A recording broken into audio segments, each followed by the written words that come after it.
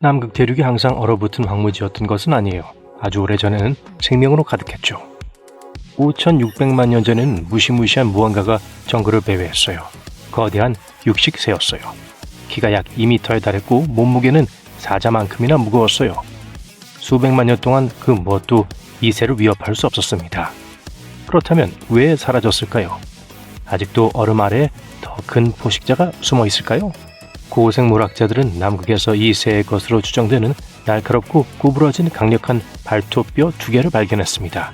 이 뼈들은 시모어 섬의 이프레시안 지층 암석에서 발굴되었는데 약 4에서 5억 년 전의 것으로 추정됩니다. 그 모양을 보면 의심의 여지가 없습니다. 바로 공포의 새였습니다. 학명은 공포새과로 지구상에서 가장 무시무시한 포식자 중 하나예요. 날지도 못하고 날개도 필요 없었어요. 대신 악몽이 나오는 타조처럼 빠른 속도로 질주할 수 있었죠. 수백만 년 동안 이 새들은 남아메리카를 지배했습니다. 하지만 이제 처음으로 남극에서도 그 존재가 확인되었습니다. 당시에는 남미와 남극이 연결되어 있었기 때문에 동물들이 대륙을 쉽게 오갈 수 있었습니다. 따라서 이 새들은 남쪽으로 이동하여 남극의 선사시대 육지 생활에 적응했을 가능성이 높습니다. 남극에서 그저 살아남은 정도가 아니라 번성했습니다. 하지만 어느 순간 이 악몽 같은 동물은 사라졌어요. 왜일까요? 아마도 기온변화 때문일 겁니다. 남극 대륙은 서서히 냉각되어 오늘날 우리가 알고 있는 얼어붙은 황무지로 변해가고 있었습니다. 먹이가 줄어들어 포식자가 충분한 먹이를 얻지 못했을 수도 있습니다. 결국 이 동물은 후손을 남기지 못한 채 사라졌습니다. 연구자들은 언젠가 완전한 골격을 발견할 수 있기를 희망합니다. 또한 더 큰 종의 새가 발견되기를 기다리고 있는지도 궁금해하고 있습니다. 어쩌면 이 새들은 완전히 새로운 남극의 혈통으로 진화했을지도 모릅니다. 현재로서는 거대하고 소름 끼치는 발톱 2개가 전부입니다. 사람들은 흔히 남극에서는 동물이나 식물이 거의 없다고 생각하곤 합니다. 하지만 전혀 사실이 아닙니다. 뒤뚱거리며 돌아다니는 귀여운 펭귄은 잊으세요. 남극에는 키가 2m에 달하는 괴물 펭귄이 있었어요. 황제 펭귄은 오늘날 살아있는 펭귄 중 가장 큰 종입니다. 548.6m 수심에서 20분 이상 숨을 참으며 잠수할 수 있어요. 약 3,800만 년 전에는 거대한 고대 펭귄이 있었어요. 사람만한 크기였어요. 화석에 따르면 길고 날카로운 부리를 가지고 있었으며 물고기와 오징어를 사냥하는 무서운 사냥꾼이었어요. 남극의 물고기들도 정말 매력적입니다. 대왕 오징어는 비교가 안 돼요. 거대 오징어는 더 큰 악몽이에요. 일부는 길이가 12m가 넘고 부리가 엄청나게 크고 날카로운 데다 눈은 접시만 했습니다. 마지막으로 범고래입니다. 남극해의 최상위 포식자, 바다의 늑대들처럼 무리를 지어 사냥하며 물개, 물고기, 심지어 거대한 고래까지 잡아먹어요. 심지어 이끼와 해조류, 남극 털풀과 진주풀 같은 작은 식물도 먹습니다. 이들은 어떻게든 모든 역경을 이겨내고 살아남았습니다. 남극에 관한 다른 많은 속설이 있습니다. 예를 들어 어떤 사람들은 빙산이 빙하에서 떨어져 나가면 녹을 때까지 바다로 표류하기 시작한다고 생각합니다. 하지만 현실은 훨씬 더 복잡합니다. 첫째, 빙산이 빙하나 빙붕에서 떨어져 나오면 수중 장애물을 극복해야 합니다. 빙산은 움직이기 전에 수십 년 동안 해저에 붙어 있을 수 있습니다. 그러다가 강력한 소용돌이에 휘말려 몇 달 동안 제자리에서 회전할 수도 있습니다. 23A라는 한 빙산은 거의 40년 동안 제자리에서 얼어붙어 있다가 마침내 깨어났지만 바다 소용돌이에 걸려 8개월 동안 더 갇혀 있었어요. 그 이후에는 해류, 조수, 바람, 심지어 수중 지형에 따라 이동 경로가 영향을 받습니다. 단순히 자유롭게 떠다니는 것이 아니라 말 그대로 예상치 못한 반전으로 가득 차 있습니다. 빙하 얘기가 나와서 말인데 남극에서는 빙벽, 얼어붙는 제트 연료, 치명적인 바람, 산소 부족으로 인해 내륙으로 500km 이상 이동하지 못한다는 이상한 소문도 있습니다. 이것은 완전히 잘못된 정보입니다. 남극은 비행기, 차량, 심지어 과학자들이 걸어서 탐험해 왔어요. 남극에는 대규모 연구기지가 있습니다. 사람들은 1년 내내 그곳에 살고 있어요. 바다 위로 솟아오른 거대한 얼음 절벽인 빙벽은 실제로 존재합니다. 하지만 빙벽은 비밀 장벽이 아니라 빙붕이에요. 빙붕은 빙하가 육지에서 천천히 흘러내려 바다 위로 퍼질 때 형성되는 두꺼운 얼음 조각입니다. 남극 해안선의 거의 4분의 3이 빙붕으로 이루어져 있지만 전 세계를 둘러싸는 거대한 고리를 형성하진 않습니다. 지구상에서 가장 극한의 장소 중 하나이지만 우리는 남극의 어려움을 극복해왔습니다.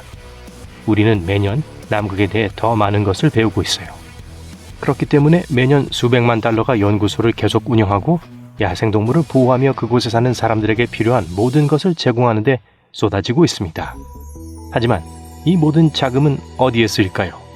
남극기지는 기본적으로 작은 도시입니다. 전기, 난방, 정수, 식품 저장고, 의료시설 등이 갖춰져 있습니다. 가장 큰 기지인 맥머도는 여름에 1,000명이 넘는 사람들이 사는 마을이에요. 소방서부터 체육관까지 모든 것이 갖춰져 있어요. 남극기지는 매우 깊은 내륙에 위치해 있어 공급이 가장 어려운 곳 중 하나입니다. 그곳에서 식량과 연료를 얻으려면 비행기가 극한의 추위 속에서 수천 킬로미터를 비행해야 합니다. 하지만 인터넷은 미스터리를 좋아하죠. 구글 지도에서 남극 대륙의 거대한 출입구처럼 보이는 것이 공개되자 음모론자들은 열광했습니다. 사람들은 빅풋의 별장에서부터 비밀기지, 심지어 얼음 속에 숨겨진 스타트랙 우주선 경납고에 이르기까지 모든 것에 대해 농담을 던졌어요. 하지만 더 간단하고 덜 흥미로운 설명이 있습니다. 빙산은 얕은 물에 갇혀 있다가 서서히 녹고 있는 얼음 덩어리입니다. 얼음이 지형을 가로질러 이동하면서 부딪히고 장애물 주위를 흐르면서 이상한 모양을 만들어냅니다. 얼음이 녹고 부서지고 다시 얼고 하는 과정을 통해 예상치 못한 형태로 조각될 수 있습니다. 남극은 또한 아래쪽에서 불어오는 바람이 엄청나게 강하기 때문에 시간이 지남에 따라 얼음이 극적인 형태로 조각됩니다. 안타깝게도 비밀 출입구는 없습니다. 수년 동안 아르헨티나 우수아야는 남극으로 가는 관문으로 불려왔습니다. 얼음 대륙으로 가기 전 마지막 정거장이자 탐험이 시작되는 곳이기 때문이죠. 하지만 또 다른 옵션인 칠레의 푼타 아레나스도 있습니다. 두 곳을 비교해 봅시다. 우수아야는 남극에 더 가깝습니다. 크루즈를 타러 가는 관광객들이 가장 많이 출발하는 곳이기도 합니다. 하지만 남극으로 가는 정기 항공편은 없습니다. 이곳에서 운행되는 주요 과학기지도 없습니다. 군이 완전히 통제하기 때문에 민간 비행은 허용하지 않고 상업 선박만 운항할 수 있어요. 네, 푼타 아레나스는 남극에서 멀리 떨어져 있어요. 하지만 22개 국가와 글로벌 단체가 이곳을 주요 기지로 사용하고 있습니다. 매년 남극행 정기 항공편이 이곳에서 운항되고 있습니다. 민간 항공사가 실제로 이곳에서 운항할 수 있어 남극으로 가는 진정한 항공 연결 통로입니다. 물리적인 위치는 우수아야가 가장 좋지만 실제로는 푼타 아레나스가 가장 잘 운영되고 있어요. 아르헨티나는 남극 공군기지를 선정하는 데 큰 실수를 저질렀습니다. 해수면에 간단하고 접근하기 쉬운 기지를 세우는 대신 육지로 접근이 전혀 불가능한 매우 높고 험준한 지형의 마람비오 기지를 건설했습니다. 모든 것을 헬리콥터로 싣고 날아가야 했기 때문에 작업 속도가 느리고 비용이 많이 들어 답답했습니다. 아르헨티나는 50년 동안 이 잘못된 결정을 고집했고 칠레는 효율적이고 잘 계획된 기지를 건설하여 현재 전 세계가 사용하고 있습니다. 상황이 바뀌지 않는다면 우수아야는 그저 관광지에 불과할 것입니다. 무서운 것은 남극이 과거로 돌아가고 있다는 것 같다는 점입니다. 남극은 지구에서 가장 추운 곳이어야만 합니다. 하지만 최근 충격적인 일이 일어났습니다. 기록된 역사상 처음으로 남극의 기온이 섭씨 20도를 돌파했습니다. 이 대륙은 수 킬로미터의 얼음 아래에 묻혀 있습니다. 일반적으로 이곳의 기온은 섭씨 영하 80도까지 떨어질 수 있습니다. 하지만 20세기 겨울 과학자들은 시모어 섬에서 당시 유럽의 어느 곳보다 더 높은 섭씨 21도를 기록했습니다. 과학자들은 몇 가지 이유가 있다고 생각합니다. 첫째, 지구의 물 주변에서 열이 이동하는 방식에 변화가 생겼기 때문입니다. 둘째, 지구 온난화로 인해 영구 동토층이 녹고 있습니다. 기후가 예상보다 빠르게 변화하고 있는 것 같습니다. 이 보이지 않는 선은 세계를 두 부분으로 나누며 대부분의 동물, 물고기, 새는 어떤 이유로든 이 선을 넘지 못합니다. 이 선은 월리스 라인이라고 불리며 호주와 아시아를 가로지르는 선입니다. 1859년에 이 선을 발견한 영국의 과학자이자 탐험가인 알프레도 러셀 월리스의 이름을 따서 붙여진 이름이에요. 그는 말레이 군도라고 불리는 섬들을 탐험하기 위해 아시아로 여행했습니다. 월리스는 정글을 걷고 언덕을 오르고 배를 타고 항해하면서 보이지 않는 벽 같은 것을 발견했어요. 그 벽의 서쪽 보르네오와 수마트라 같은 곳에서 그는 아시아에서 볼 수 있는 동물들을 보았어요. 커다란 코뿔소가 나뭇잎을 뜯어먹고 원숭이가 나무와 나무 사이를 뛰어다니고 있었죠. 숲에는 정글에서 볼 수 있는 모든 종류의 동물이 살아 숨쉬고 있었습니다. 하지만 술라웨시나 람박 같은 곳에서는 월리스가 상상한 경계선 너머에서 호주에 있는 동물과 더 비슷한 동물과 앵무새 같은 화려한 새를 발견했어요. 동물의 행동은 월리스 라인의 양쪽에 따라 다릅니다. 어떤 동물은 물과 같은 거친 장벽을 잘 넘나들지만 어떤 동물은 그렇지 못해요. 예를 들어 박쥐는 물 위를 날 수 있기 때문에 월리스 라인을 넘기도 해요. 반면 코끼리처럼 육지에 사는 큰 동물은 보통 월리스 라인의 한쪽에만 머물러 있어요. 일부 새들은 수줍음이 많아 포식자를 피하기 위해 두꺼운 덤불이나 나무에 숨어있기를 좋아해요. 새들은 숨을 곳이 없는 넓은 물 위를 날아다니는 것이 안전하다고 느끼지 않을 거예요. 식물은 바람, 물 또는 동물에 의해 운반되는 씨앗과 같이 자신만의 독특한 방식으로 퍼지기 때문에 동물처럼 월리스 라인을 엄격하게 고수하지 않습니다. 유칼립투스라는 한 식물 속은 대부분 호주 쪽에 머물러 있어요. 하지만 한 유칼립투스 나무는 아시아 쪽 필리핀까지 진출했어요. 수중에서는 월리스 라인이 그다지 중요하지 않아요. 월리스 라인과 호주 사이의 지역은 산호 삼각지대로 불리며 생명으로 가득 차 있습니다. 150여 년이 지난 지금 과학자들은 마침내 월리스 라인의 미스테리에 대한 해답을 찾았다고 생각합니다. 과학자들은 이 모든 것이 약 3,500만 년 전 호주가 남극에서 분리되어 천천히 아시아로 충돌하면서 시작되었다고 생각해요. 이 충돌로 아시아와 호주 사이에 말레이 군도라는 섬들이 생겨났어요. 이로 인해 극심한 날씨 변화가 발생했고 이 지역은 매우 달라져 어떤 동물이 살 수 있는지에 영향을 미쳤어요. 연구원들은 컴퓨터 모델을 사용해서 수백만 년 전 월리스 라인 양쪽에 2만여 종의 동물이 어떻게 행동했을지 살펴봤습니다. 호주가 남극에서 멀어지기 시작하면서 남극 주변에는 거대한 심해가 새롭게 열렸습니다. 이곳에서 남극 황극 해류라고 불리는 지구상에서 가장 큰 해류가 흐르기 시작했어요. 이 소용돌이 치는 해류는 지구의 기후를 훨씬 더 차갑게 만들었고 동물들이 다른 곳에서 살 수 있는 방식을 완전히 바꿔놓았습니다. 하지만 모든 동물이 같은 방식으로 영향을 받은 건 아니에요. 인도네시아는 따뜻하고 비가 많이 내려 아시아 동물들에게 완벽한 기후를 유지했어요. 이 동물들은 디딘돌처럼 섬과 섬 사이를 이동하며 호주로 향할 수 있었죠. 하지만 호주에서 온 동물들은 더 힘든 시간을 보냈습니다. 수백만 년 동안 서늘하고 건조한 곳에서 사는데 익숙해졌기 때문에 열대섬은 그들에게 적합하지 않았기 때문이죠. 과학자들은 수백만 년 전 동물들이 기상 패턴의 큰 변화에 어떻게 적응했는지 알 수 있다면 오늘날의 동물들이 비슷한 상황에 어떻게 대처할지 예측할 수 있을 것이라고 믿어요. 월리스 이후 다른 과학자들도 아시아와 호주 사이에 보이지 않는 자연 경계를 묘사하고 설명하기 위해 노력하며 선을 생각해냈습니다. 예를 들어 웨버 라인은 월리스 라인과는 약간 다른 위치로 월러시아 내의 오리엔탈과 오스트랄라시아 동물지역 사이에 있어요. 주로 인도네시아 섬들로 이루어진 그룹으로 아시아 및 호주 대륙분과 심해 해협으로 분리되어 있습니다. 육지로 큰 대륙과 연결되지 않았기 때문에 헤엄치거나 날거나 물에 뜰 수 있는 동물들이 이 섬에 살게 되었어요. 그래서 이곳에 사는 생물은 아시아와 호주에서 온 독특한 생물들이 많아요. 웨버라인은 균형이 깨지는 곳이에요. 한 방향으로 가면 대부분의 동물이 아시아에서 왔어요. 반대 방향으로 가면 대부분의 동물이 호주에서 왔어요. 지구의 역사에서 또 다른 중요한 이동 사건은 아메리카 대륙에서 일어났어요. 약 3천만 년 전 남미는 지각판이 움직이면서 남극 대륙과 아프리카에서 분리되어 별도의 땅덩어리가 되었습니다. 남미 대륙이 독립된 후 그곳에 살던 동물들은 독특한 방식으로 진화하기 시작했고 세계 어디에서도 볼 수 없는 생물로 변해갔어요. 주머니쥐, 카피바라와 친칠라 같은 거대 설치류, 아르마딜로, 개미핥기, 나무늘보 등 오늘날에도 우리가 흔히 볼 수 있는 동물들이 있었죠. 당시의 동물 중 일부는 지금은 멸종했습니다.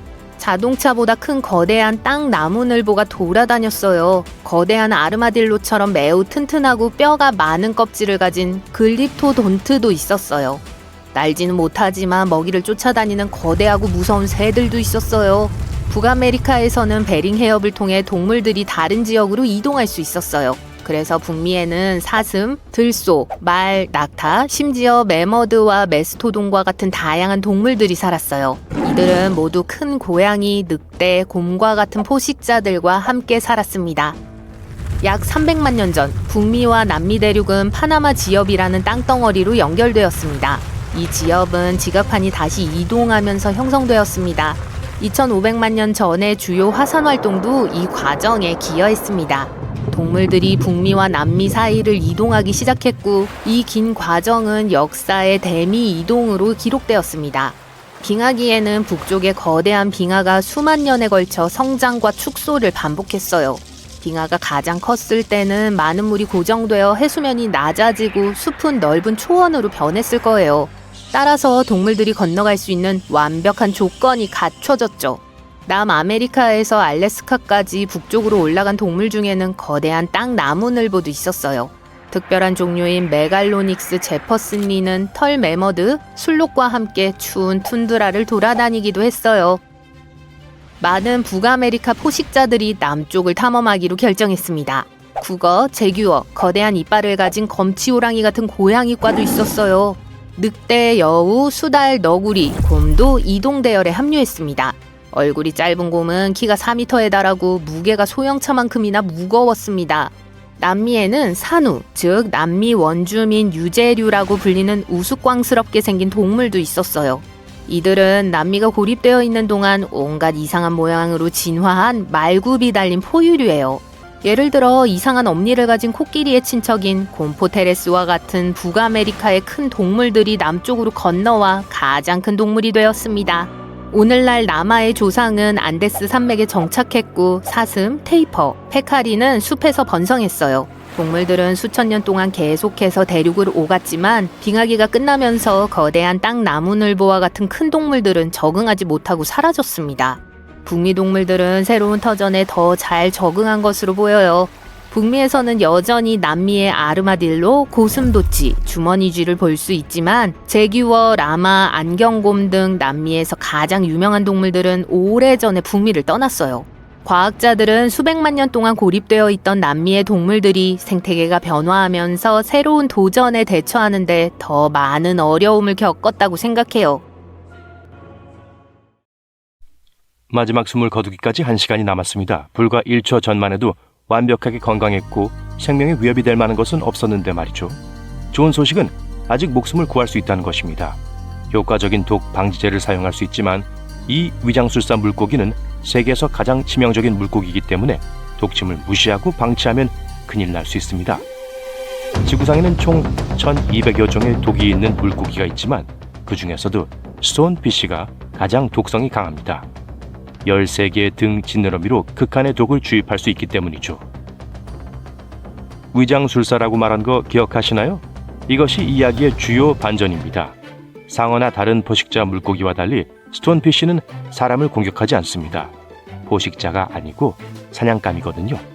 따라서 안전을 유지하려면 어떻게든 자신을 보호해야 합니다. 그래서 스톤피쉬는 돌처럼 보이는 놀라운 기술을 개발했어요. 따라서 이 녀석에게 쏘인 적이 있다면 공격적이지 때문이 아니라 운이 안 좋았기 때문에 쏘인 것입니다.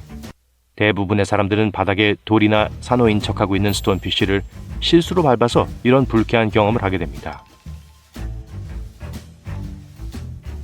짐작하셨겠지만 돌인 척하기 쉬운 이 녀석의 모습은 그리 귀엽지 않아요. 스톤피쉬는 비늘이 없고 피부가 여러 개의 사마귀로 덮여 있으며 회색, 갈색, 주황색, 빨간색, 노란색 등 여러 가지 색을 띠고 있습니다. 때로는 해조류로 덮여 있기도 합니다. 인도 태평양에서 꽤 넓은 영역을 차지하고 있어서 모리셔스에서 호주 퀸즐랜드에 이르기까지 어디에서나 볼 수 있습니다. 이 사실은 매우 민감한 문제입니다. 건강하게 오래 살고 싶다면 이 사실을 건너뛰지 않는 것이 좋습니다. 이것은 파리입니다. 매우 무해하고 인간보다 훨씬 덜 약하죠. 하지만 이 온순한 친구가 당신의 몸을 파괴할 수도 있습니다. 이야기는 이렇습니다. 얼마 전 영국에서 온 한 여성이 남미로 멋진 여행을 떠나기로 결정했습니다. 이국적이고 전혀 진부하지 않게 들리죠? 당시 27살이었던 로셸은 남자친구와 함께 페루로 여행을 떠났습니다. 고국에 돌아왔을 때 그녀는 심한 두통을 겪기 시작했습니다. 그녀는 무슨 일이 일어나고 있는지 이해할 수 없었어요. 그러다 얼굴의 절반이 끔찍할 정도로 불편하게 느껴졌고 갑자기 머릿속에서 이상한 소리가 들리기 시작했습니다. 어느 날 잠자리에 들었다가 다음날 아침에 일어나 보니 베개가 피도 아니고 물도 아닌 이상한 액체로 젖어 있는 것을 발견했습니다. 그녀는 병원으로 달려갔고 의사는 귀에 감염이 생겼다고 말했습니다. 하지만 의사들이 자세히 살펴보니 웨이도의 구멍이 뚫린 것을 발견했습니다. 구멍의 크기는 약 12mm 정도였는데 구더기가 가득했습니다. 로셸은 운이 좋았습니다. 응급 뇌 스캔 결과 큰 손상은 없었습니다. 고막, 혈관, 안면 신경 등 모든 것이 괜찮았습니다. 가장 큰 문제는 구더기가 로셸의 귀에서 어떻게 빠져나오게 할 수 있을까 하는 것이었습니다. 귀 안쪽이 너무 좁아서 작은 집게로도 별 도움이 되지 않았어요. 구더기가 익사할 것으로 예상한 의사들은 환자를 구하기 위해 올리브오일을 사용하기로 결정했고 실제로 구더기 2마리가 익사했습니다. 하지만 8마리가 더 있었습니다. 가장 끔찍한 것은 실험실 분석 결과 로셸의 건강을 해친 파리, 공식 명칭 신세계 나선 구더기가 씹고 있던 웨이도의 알을 낳았다는 사실이었습니다. 도대체 어떻게 이런 일이 일어났을까요? 페루에서 휴가를 보내던 중 로셸은 파리떼를 해치고 지나간 적이 있습니다. 그중 한 마리가 그녀의 귀에 들어갔어요. 로셸은 파리를 쫓아냈지만 귀 안에 알을 낳을 시간이 충분했습니다. 의사들은 로셸이 원치 않는 손님을 쫓아내는데 도움을 주었고 다행히 장기적인 후유증은 없을 것으로 보입니다. 하지만 결과가 훨씬 더 나쁠 수도 있었겠죠. 동굴 탐험이 매우 위험하다는 것은 굳이 설명할 필요가 없겠죠. 1990년 6월 게리 루치라는 남자가 10대 아들 버디와 팀과 함께 웨스트버지니아의 뉴 트라우트 동굴로 동굴 탐험을 떠났습니다. 그는 음식, 물, 여분의 헤드랜턴을 챙겼지만 여기서 실수를 저질렀습니다. 바로 뾰족한 바위가 있는 좁은 곳인 더 메이즈에 도착했을 때 짐을 두고 온 것이었죠. 그는 헤드램프의 배터리가 다 떨어지기 전에 보급품을 다시 챙길 수 있을 거라고 생각했습니다. 나쁜 생각이었죠. 소년들의 헤드램프는 얼마 지나지 않아 어두워졌고 역추적을 시도하다가 길을 잃었습니다. 그러자 루치의 헤드램프도 충전이 다 되어 완전히 어둠 속으로 빠져들었습니다. 끔찍한 5일 동안 그들은 음식도 물도 빛도 없이 지냈습니다. 그들은 동굴 먼지를 토해내고 탈수증으로 환각을 보기 시작했습니다. 다행히도 누군가 그들의 차가 며칠 동안 주차되어 있는 것을 발견하고 당국에 신고했습니다.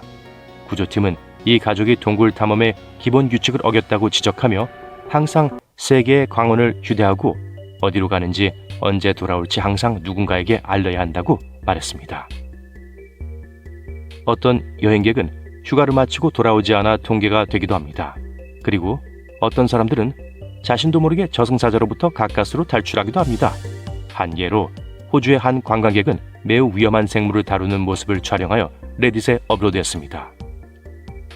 영상 속 관광객은 파란 고리 문어를 들고 있고 만다리너로 화면에 매우 아름다운 문어라고 적혀 있었습니다. 촬영이 끝난 후 문어를 손에서 털어내고 문어에 쏘이기 전에 다행히 다시 물속에 넣습니다. 문제는 파란 고리 문어는 세계에서 가장 위험한 해양 동물 중 하나라는 점입니다. 파란 고리 문어는 성인 26명을 죽일 수 있을 정도의 독을 가지고 있습니다. 관광객은 그것이 얼마나 위험한지 전혀 몰랐습니다. 레딧의 사람들은 겁에 질렸습니다. 한 사람은 저런 어리석은 짓을 하고도 살아있다는 것이 얼마나 행운인지 알기나 하나요? 라고 댓글을 달았습니다. 뉴햄셔의 한 여성이 예로스톤 국립공원의 트레일을 벗어나 올드 페이스풀 간원천 근처의 뜨거운 물에 빠진 후 심한 화상을 입었습니다. 60세 이 여성은 남편 반려견과 함께 안전한 산책로를 벗어나 말라드 호수 트레일 헤드 근처에 지정된 트레일을 걷다가 물 위에 얇은 지층을 뚫고 빠졌습니다. 결국 그녀는 하반신에 2도 및 3도 화상을 입었습니다. 다행히 남편과 반려견은 무사했지만 여성은 병원으로 급히 이송되어 치료를 받았습니다. 공원 관계자는 모든 사람에게 열수 지역의 산책로와 트레일을 이용하고 각별히 조심할 것을 당부하고 있습니다. 옐로스톤의 땅은 연약하고 얇으며 표면 바로 아래에 뜨거운 물이 있습니다. 옐로스톤의 일부 개발 지역에서는 반려동물 동반이 허용되지만 산책로, 하이킹 코스, 오지 또는 열수 지역에서는 반려동물 동반이 금지되어 있습니다. 옐로스톤의 온천은 다른 어떤 자연현상보다 많은 사람들을 다치게 하고 일찍 죽음을 맞이하게 했습니다. 1890년 이후 최소 22명이 온천 관련 부상으로 세상을 떠났습니다. 뭔가 타는 냄새가 나는데, 아, 나구나. 다리에서 악어가 가득한 강으로 뛰어내린다면 무슨 일이 일어날 수 있을까요? 많은 일이 일어날 수 있습니다. 어느 새해 전야 호주 관광객 에린 랭워시는 빅토리아 폭포 근처의 짐바브웨와 잠비아를 잇는 다리에서 번지 점프를 시도하기로 결심했습니다. 110m 높이에서 아드레날린이 솟구치는 점프죠. 하지만 번지줄이 끊어져 악어가 많이 서식하는 잠베지강으로 뛰어들게 되면서 모든 것이 잘못되었습니다. 에린은 자신이 살아남은 것이 기적이었다고 말합니다. 떨어졌을 때 충격으로 정신을 잃고 온몸을 두들겨 맞은 것 같았지만 차가운 물로 인해 다시 의식을 되찾았다고 말합니다. 이런 위험을 감수하는 관광객을 비난할 수 있겠지만 번지점프는 10년 넘게 이곳에서 인기를 끌며 매년 5만 명 이상의 관광객을 끌어들이고 짐바브웨와 잠비아에 필요한 수입을 가져다주는 인기 스포츠로 자리 잡았습니다. 당국은 번지점프가 안전하다고 주장합니다. 에린과 같은 사고가 발생할 확률은 50만 번의 점프 중 한 번의 확률이라고 합니다. 에린은 복권을 사러 가야 할 것 같아요. 아르헨티나의 부에노스아이레스에서 멀지 않은 곳에서 산책을 하던 한 남자가 진흙 속에서 공룡 알처럼 생긴 것을 발견했습니다. 그가 발견한 것을 가족들과 공유했을 때 모두 농담이라고 생각했지만 실제로는 매우 진짜였습니다. 공룡알이 아니라 글립토돈트 껍질이었다는 것만 빼면요. 이 녀석들은 수천 년 전에 멸종했습니다. 그들 중 일부는 소형차 크기까지 자랐어요. 아메리카 원주민의 조상이었던 팔레오 인디언들은 이 짐승들과 함께 살면서 즐거운 시간을 보냈을 거예요. 사람들은 아메리카 대륙에서 글립토돈트의 화석인 검은 비늘 껍질들을 계속 발견하고 있어요. 이 생물은 수천만 년 동안 남아메리카에서 번성했으며 북쪽으로도 퍼져나갔어요. 갑각이라고 불리는 두꺼운 갑옷과 풀을 먹기 위한 튼튼하고 홈이 파인 이빨을 가졌어요. 항상 거대했던 것은 아니지만 빙하기 이전의 추운 기후와 탁 트인 산림지대, 풍부한 풀이 진화에 도움이 된 것으로 보여요. 몸집이 커지면 숨쉬기가 어렵기 때문에 자신을 보호하기 위해 융합 갑옷을 개발했을 수도 있어요. 가장 유명한 종류 중 하나인 두디크루스는 가시가 달린 긴 꼬리를 가지고 있었는데 다른 글립토돈트와 영역이나 짝을 차지하기 위해 싸울 때 사용했어요. 비슷해 보이지만 고대 글립토돈은 오늘날의 아르마딜로와는 정말 달랐어요. 글립토돈은 딱딱하고 무거운 판으로 만든 갑옷을 가지고 있었지만 오늘날의 아르마딜로는 유연한 갑옷을 가지고 있으며 부드러운 배를 보호하기 위해 공 모양으로 말 수 있어요. 또한 글립토돈트는 홈이 파인 이빨로 풀을 먹었지만 아르마딜로는 곤충을 점심 식사로 선호해요. 하지만 이 모든 차이점에도 불구하고 최근의 DNA 연구 결과 글립토돈은 실제로 아르마딜로과에 속하는 것으로 밝혀졌습니다. 글립토돈트가 무섭다고 생각하셨다면 이 얼굴이 짧고 거대한 곰을 만날 때까지 기다리세요. 뒷다리로 섰을 때 마이클 조던 키의 거의 2배에 달하는 3.6m까지 자랐어요. 몸무게도 680.39kg이 넘었고 시속 64km 이상의 속도로 달릴 수 있었어요. 이 곰은 다른 모든 음식보다 고기를 선호했습니다. 두개골과 이빨도 고기를 자르도록 설계되었고 앞을 바라보는 눈을 가지고 있어 예리한 시야를 가졌습니다. 강한 턱과 큰 근육은 뼈를 부수어 내부의 영양이 풍부한 골수에 도달하는 데 도움이 되었습니다. 이 거대한 짧은 얼굴의 곰은 미네소타와 미시시피강 서쪽, 알래스카까지 서식했습니다. 들소, 사양노루, 사슴, 심지어 땅나무늘보와 같은 큰 동물을 쫓아다니거나 잡아먹었습니다.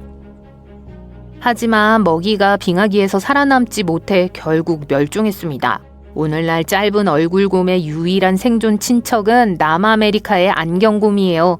이 곰은 흑곰 크기 정도로 훨씬 작으며 식물과 고기를 모두 먹어요.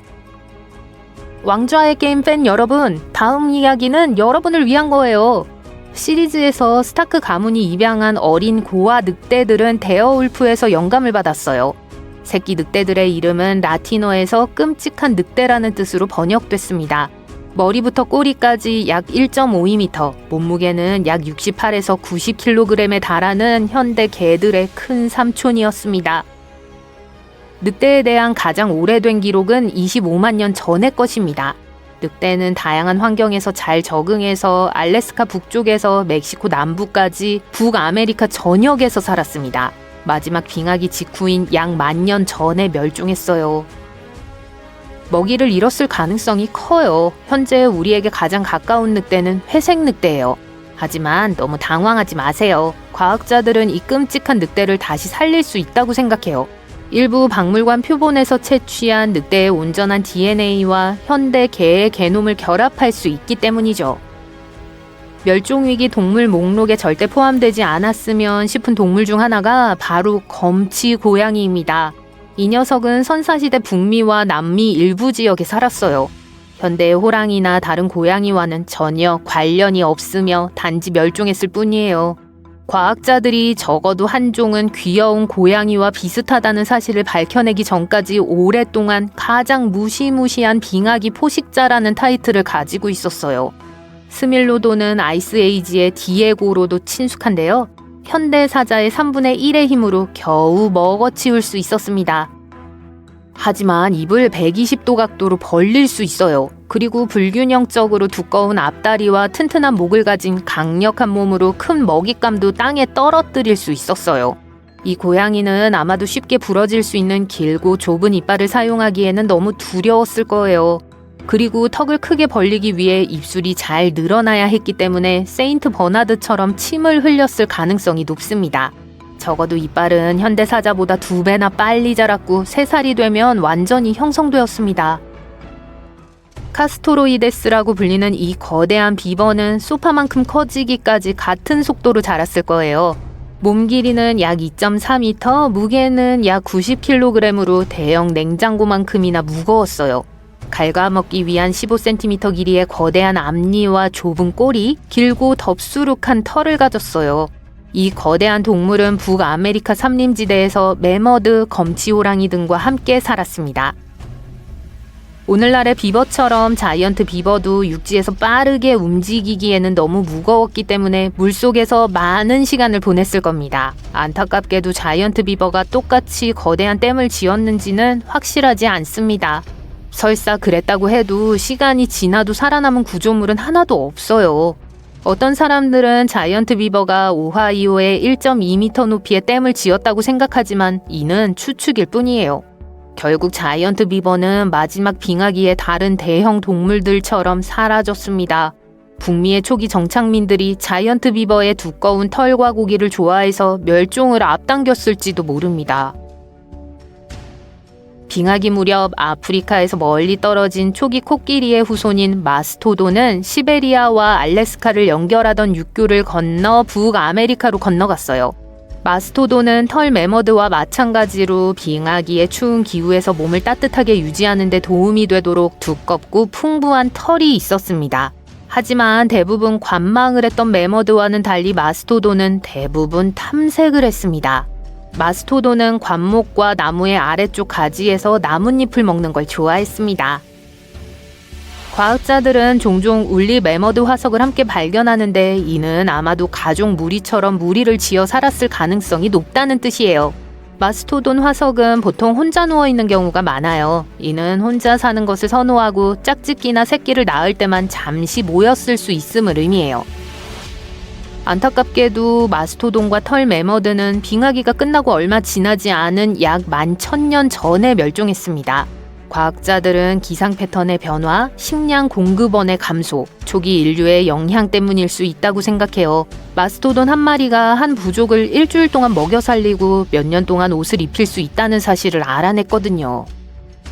낙타는 현재 북아프리카와 중동 등의 사막에서 주로 볼 수 있지만 과학자들은 낙타가 실제로 북미, 특히 미시시피강 서쪽의 땅에서 왔다고 믿어요. 화석에 따르면 낙타는 약 4,400만 년 전에 지구에 출현했어요.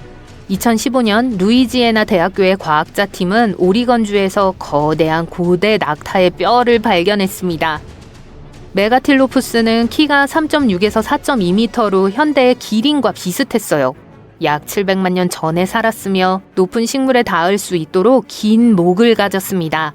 약 600만 년 전 일부 초기 낙타는 베링 해협 육교를 통해 아시아로 건너갔어요. 아시아에 도착한 낙타는 오늘날 우리가 알고 있는 두 가지 유형, 즉 혹이 두 개인 박트리아 낙타와 혹이 하나인 단복 낙타로 나뉘었습니다. 북미에서는 더 이상 야생 낙타를 볼 수 없지만 라마, 알파카, 과나코와 같은 일부 친척 낙타는 여전히 남미에 살고 있습니다. 페리스 힐튼과 크리스 햄스워스의 공통점은 무엇일까요? 둘 다 동물을 되살리고 싶어 한다는 점이에요. 하지만 좋아하는 반려동물을 영원히 살게 하자는 얘기가 아니에요. 이 유명인들은 매머드, 태즈메이니아 호랑이, 심지어 유명한 도도새와 같이 더 이상 존재하지 않는 동물을 되살리는 과학회사를 돕고 있습니다. 모든 것이 계획대로 진행된다면 이 매혹적인 동물들이 2028년에는 다시 우리 곁을 거닐게 될지도 모릅니다. 이 획기적인 노력은 콜로설 바이오사이언스라는 회사가 주도하고 있습니다. 바로 지금 이 순간 그들은 오래전에 지구에서 사라진 동물의 핵심 유전자를 되살리는 방법을 연구하고 있어요. 이 아이디어는 가까운 친척의 DNA를 사용하여 이러한 유전자를 복제하는 거예요. 이 모든 것이 어렵게 느껴지더라도 걱정하지 마세요. 잠시 후에 자세히 설명해 드리겠습니다. 매머드는 그들이 되살리려는 동물 중 하나이며 사람들은 매머드에 대해 특히 열광하고 있습니다. 매머드는 약 4,000년 전까지 아프리카, 유럽, 아시아, 북아메리카의 일부 지역을 거닐던 거대 동물입니다. 어떤 사람들은 매머드를 현대의 코끼리와 혼동하기도 하지만 몇 가지 중요한 차이점이 있어요. 우선 매머드는 안쪽으로 말린 커다랗고 구부러진 엄니를 가지고 있었고 먹이를 파는 데 사용했어요. 또한 두 겹의 두꺼운 털로 체온을 유지하는 등 추운 기후에서도 생존할 수 있도록 적응했죠. 하지만 매머드와 코끼리는 많은 공통점이 있습니다. 털 매머드는 가장 가까운 친척인 아시아 코끼리와 유전자의 99.5%를 공유해요. 이는 매머드가 유전적으로 아프리카 코끼리보다 아시아 코끼리와 더 가깝다는 뜻이기 때문에 매우 큰 의미가 있어요. 이 회사의 대담한 계획은 지구를 돌아다니던 매머드와 똑같이 생긴 살아서 걷는 코끼리 매머드 혼합종을 만드는 거예요. 이 동물은 매머드처럼 생기고 매머드처럼 걷고 심지어 매머드와 같은 소리를 내지만 가장 중요한 것은 매머드가 살던 생태계에서 살 수 있을 거라는 거예요. 과학자들이 이 동물을 되살리는 데 성공한다면 북극 툰드라 생태계를 복원하는 데 큰 도움이 될 거예요. 그렇다면 실제로 이 매머드를 어떻게 만들 계획일까요? 그들의 계획은 다음과 같아요. 먼저 알래스카 같은 곳에서 잘 보존된 털 매머드 표본을 찾아야 해요. 그런 다음 매머드의 게놈과 가장 가까운 친척인 아시아 코끼리의 게놈 서열 구조를 분석해야 합니다. 다음 단계는 털 매머드를 추운 기온에 완벽하게 적응하게 만든 중요한 유전자, 즉 북실북실한 털, 구부러진 엄니, 돔형 두개골을 만든 유전자를 확인하는 거예요. 즉 어떤 유전자가 매머드를 매머드로 만들었는지 밝혀내야 합니다. 이제 흥미로운 부분이 나옵니다. 연구진은 가위와 비슷한 최첨단의 유전자 편집 도구를 사용하여 아시아 코끼리 DNA를 자르고 그 지점을 매머드의 유전자 서열로 대체할 거예요. 이를 통해 새로운 세포계를 만들고 나중에 배아를 만들 수 있습니다.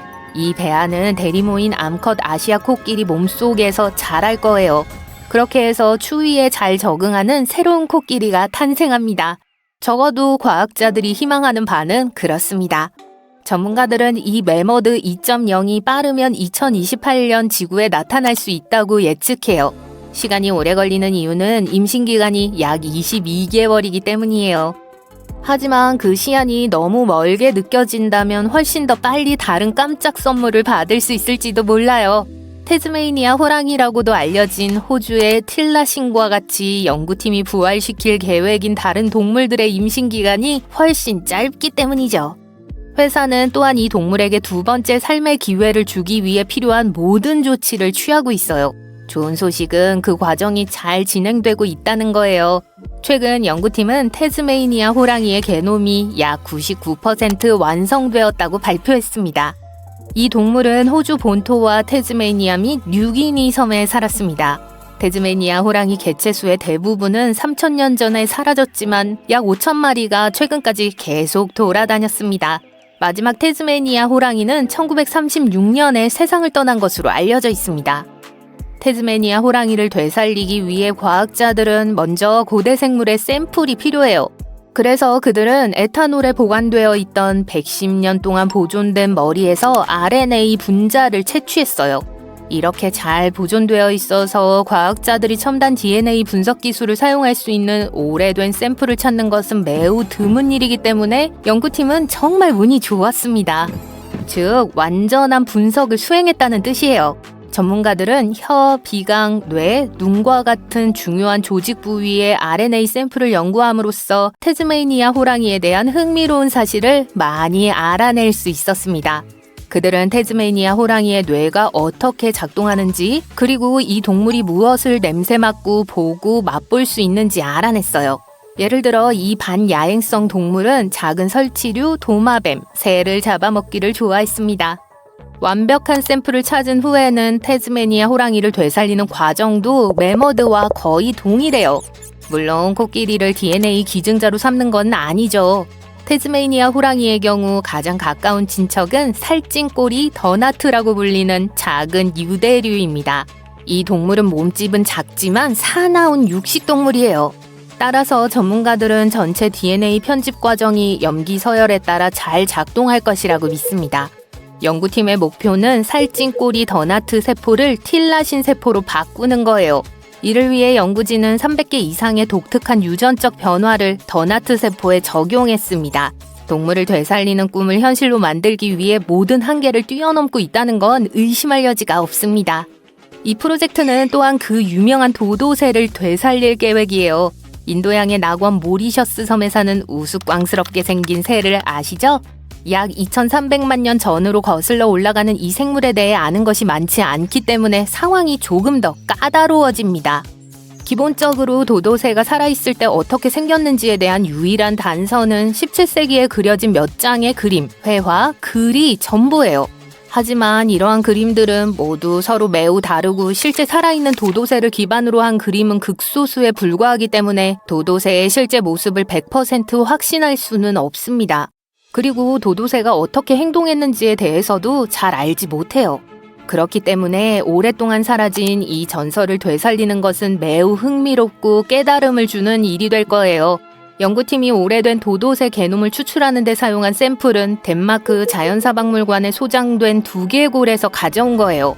그리고 쑥주세포를 제공할 도도새의 가장 가까운 살아있는 친척은 인도의 안다만과 니코바르 섬에서 발견되는 화려한 특징을 가진 회색새인 니코바르 비둘기입니다.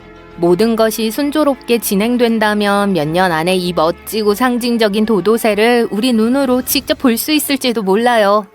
동물을 되살리는 것이 불가능하게 들릴 수도 있지만 과학과 기술이 함께한다면 오늘날의 동물을 보호할 뿐만 아니라 오래전에 지구상에서 사라진 종을 복원함으로써 진정한 게임 체인저가 될 수 있습니다.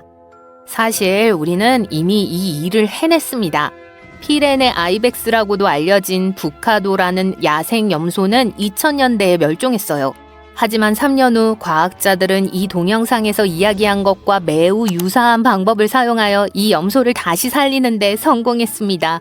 57번의 시도 끝에 마침내 성공했고 부카도 클론이 탄생했습니다. 안타깝게도 이 동물은 10분밖에 살지 못했어요. 실패했다고 생각할 수도 있지만 사실 동물 회생 분야에서 큰 진전을 이룬 거예요. 이제 전문가들은 도도새, 매머드, 태즈메니아 호랑이를 되살리기 위한 프로젝트가 조금 더 잘 진행되기를 바랄 뿐입니다. 파타고니아의 석호에는 특이한 작은 생명체 군락이 살고 있는데 이 생명체들은 인류 최초의 생명체 중 일부입니다. 아무도 이들에 대해 알지 못했어요. 과학자 브라이언과 마리아가 파타고니아의 특정 지역을 탐사하기 전까지는 말이죠.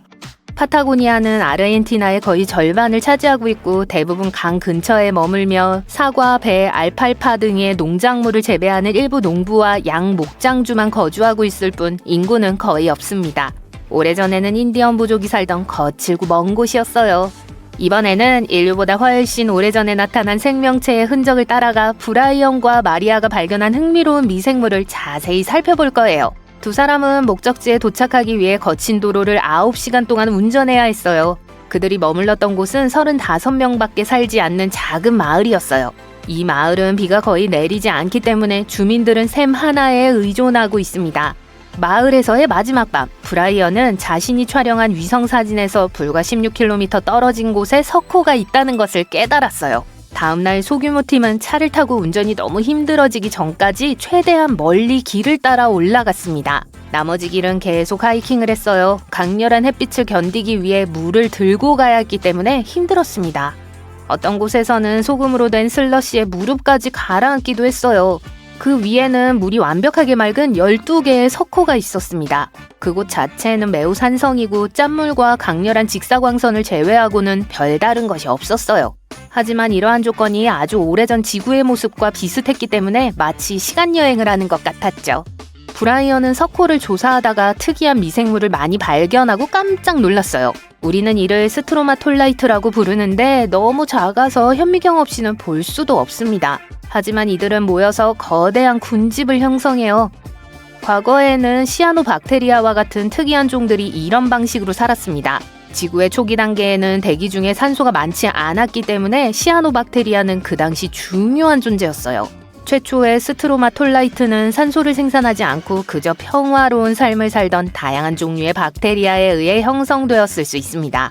이들은 층을 형성해서 서로 겹겹이 쌓아 올려 적어도 일부가 햇빛을 받을 수 있도록 했어요. 박테리아는 모래와 끈적끈적한 액체를 이용해 서로를 밀착시켰습니다. 브라이언은 놀라움을 금치 못했어요. 지금까지 본 것 중 가장 큰 살아있는 스트로마톨라이트였기 때문이죠. 살아있는 스트로마톨라이트는 보통 1m 이상까지 자랍니다. 하지만 이번에 발견된 건 폭이 5m, 높이가 몇십 센티미터에 달해 다른 곳에 서식하는 것과 비교하면 엄청나게 컸어요. 그리고 화석화된 것들은 훨씬 더 컸어요. 오래전에는 공룡을 잡아먹거나 해를 끼칠 수 있는 다른 종들이 많지 않았기 때문에 공룡이 지금보다 더 크게 자랄 수 있었어요. 또한 오늘날에는 이보다 더 빠르고 거대하게 성장해서 공간을 차지할 수 있는 다른 많은 유기체들이 있습니다.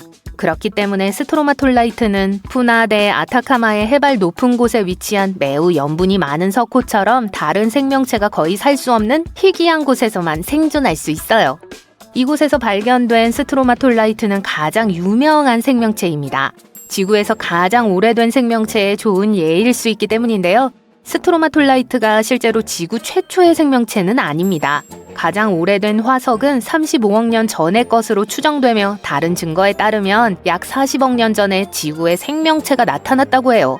아마도 그 당시에도 일부 스트로마톨라이트가 살았을 거예요. 하지만 그 이후로 지구는 많이 변했고 스트로마톨라이트가 살아있을지도 모르는 곳은 살아남지 못했습니다.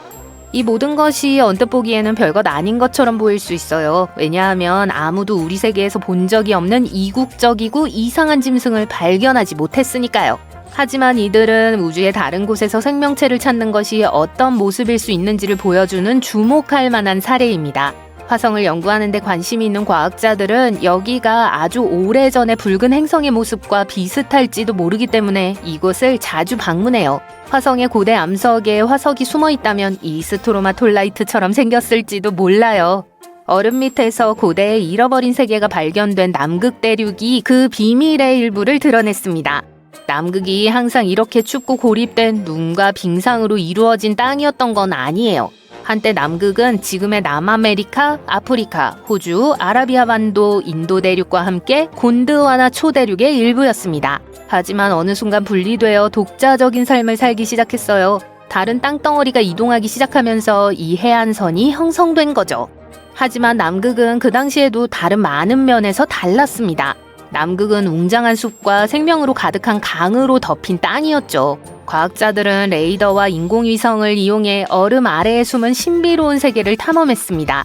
인도양에 가까운 이 고대 땅은 미국 메릴랜드주나 벨기에만큼 넓었어요. 1400만 살이 넘었습니다. 일부 연구에 따르면 이 지역은 3400만 년 전에 형성됐다는데 이는 남극 대륙이 완전히 얼어붙기 훨씬 전의 일이에요.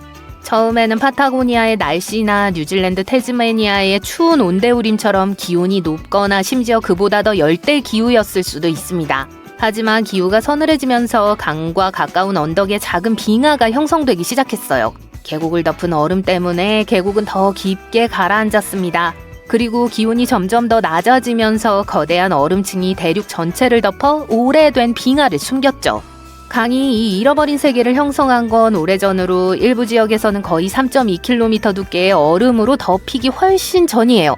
이 지역에 대한 과학적 연구에 따르면 이 지역은 고지대와 산으로 가득 찬 지형이었다고 합니다. 남극 대륙에 형성된 얼음으로 인해 이 지역 전체가 매우 차가웠기 때문에 지형이 더 이상 침식되지 못했어요. 즉 수백만 년 동안 얼음 아래에서 모든 것이 기본적으로 동일하고 손대지 않은 채 그대로 유지됐다는 뜻입니다. 흥미로운 건 화성 표면보다 얼음 아래에 숨은 이 땅에 대해 우리가 아는 것이 더 적다는 거예요. 화성을 더 많이 탐사하는 한 가지 방법은 빙상을 뚫어 그 아래 퇴적물 샘플을 확인하는 겁니다. 그러면 그 아래에 얼어붙은 고대 동식물에 대해 더 많은 걸 알 수 있을 거예요. 그린랜드에서 200만 년 전 샘플을 채취할 때도 비슷한 방법을 사용한 적이 있습니다. 호주에도 비밀의 세계가 있습니다. 대륙 북부의 암석에서 약 60억 년 전에 고대 생물체가 발견됐어요. 이 미세한 생명체들은 진핵생물이라는 과에 속합니다.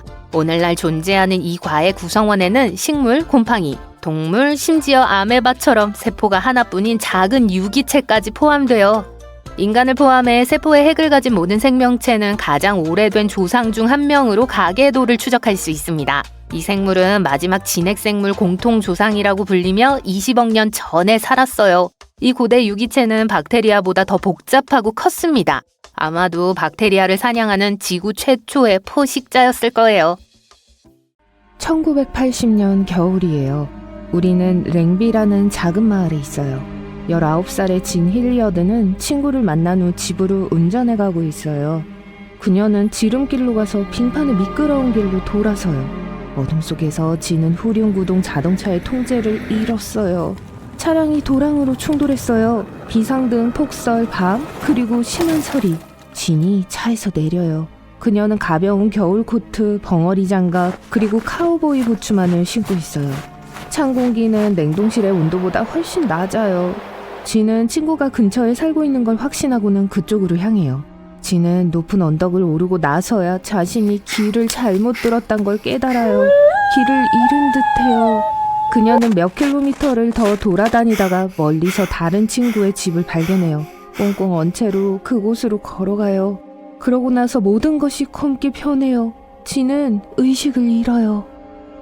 다음날 아침 목장 주인인 웰리 넬슨은 아주 좋은 기분으로 일어나요. 휴가철이에요. 창밖에 겨울 동화가 펼쳐진 것 같아요. 원리는 집을 나서서 현관에서 불과 몇 미터 떨어진 곳에 쓰러져 있는 진 힐리어드를 발견해요. 원리는 소녀에게 다가가 흔들고는 깜짝 놀랍니다. 그녀의 몸이 얼어붙은 나무처럼 뻣뻣하고 차가워요. 눈은 뜨고는 있지만 움직이지 않아요. 머리카락도 다 얼었어요. 살아있는 것 같지 않아요. 하지만 원리는 그녀가 여전히 숨쉬고 있다는 걸 알아요. 진이 살아있었어요. 원리는 그녀를 의사에게 데려가기 위해 자신의 차에 태우려고 해요.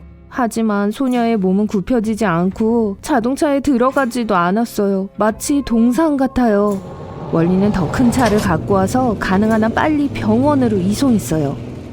의사들이 진을 진찰해보지만 진이 살아날 가망은 없다고 생각해요. 그녀의 손이 너무 단단하게 얼어서 바늘도 꿰뚫을 수 없었어요. 낮은 온도, 유리 같은 눈, 그리고 돌처럼 단단한 근육 모두 비상 모드의 결과예요. 그녀의 몸은 모든 혈액을 중요한 기관으로 보내 기능을 할 수 있도록 했어요. 그래서 그녀의 몸의 다른 부분들이 그렇게 생기가 없어 보였고 피부와 근육이 아무 것에도 반응하지 않았던 거예요. 의사들은 그녀를 따뜻하게 만들어주기 위해 난방 패드를 붙이기로 결정했어요. 진의 가족은 그녀의 회복을 바라고 있어요.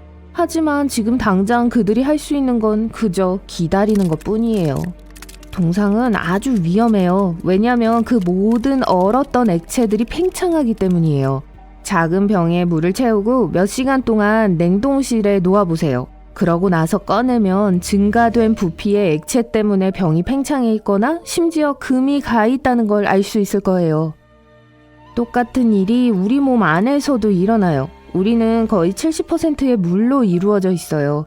그게 얼면 그 입자들이 얼음 결정으로 변해 세포막을 찢어요.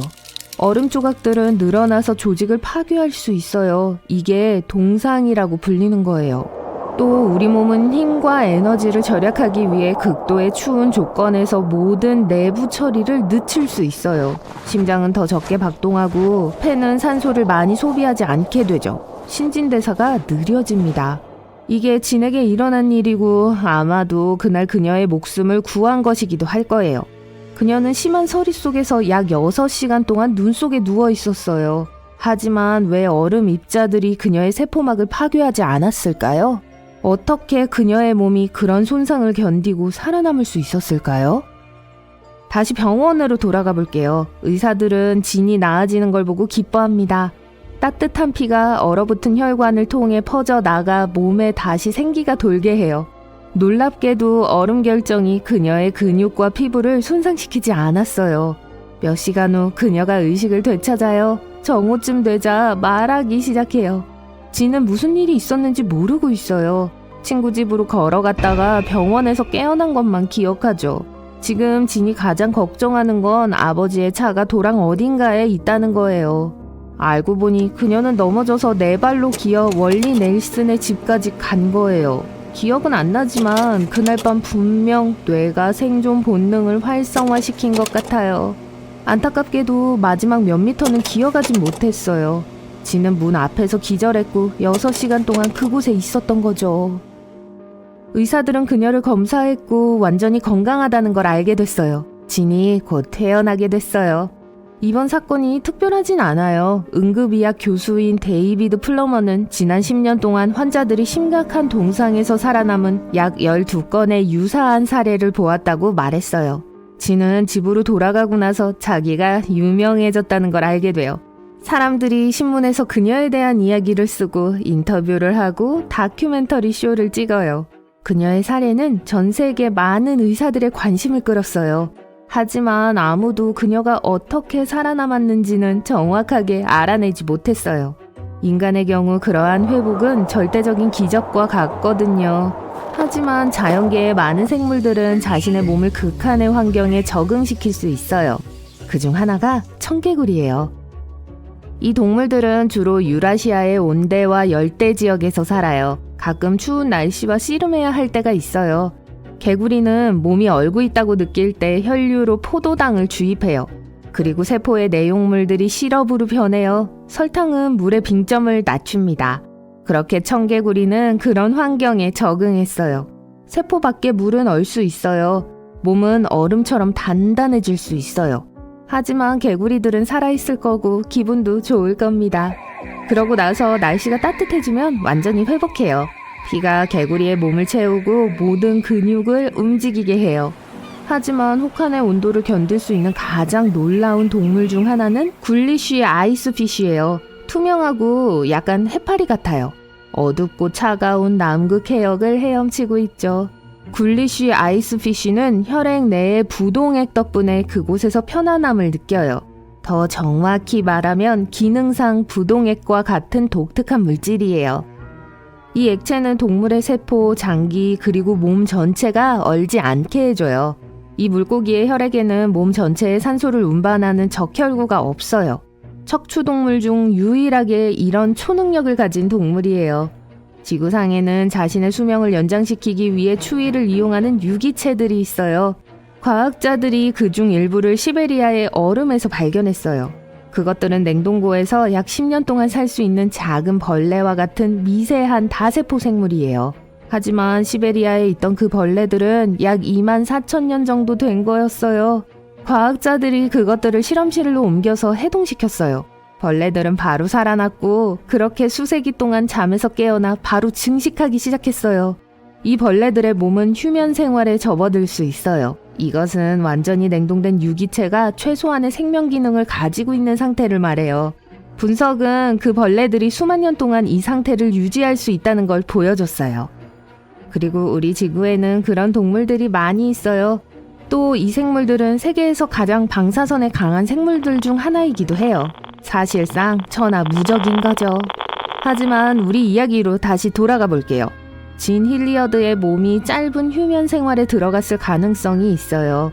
아마도 그녀의 혈액 속에 얼지 않은 액체가 들어있었을 거예요. 하지만 확실히 아는 사람은 없어요. 현재 그녀는 평범한 직업을 얻었고 그날을 거의 기억하지 못해요. 이 주제에 대해 더 많은 연구는 과학자들이 혹한에 도움을 줄 수 있는 특별한 약을 만드는 데 도움을 줄 수 있어요. 겨울에 티셔츠와 반바지만 입고 안전하게 밖으로 나갈 수 있다고 상상해보세요.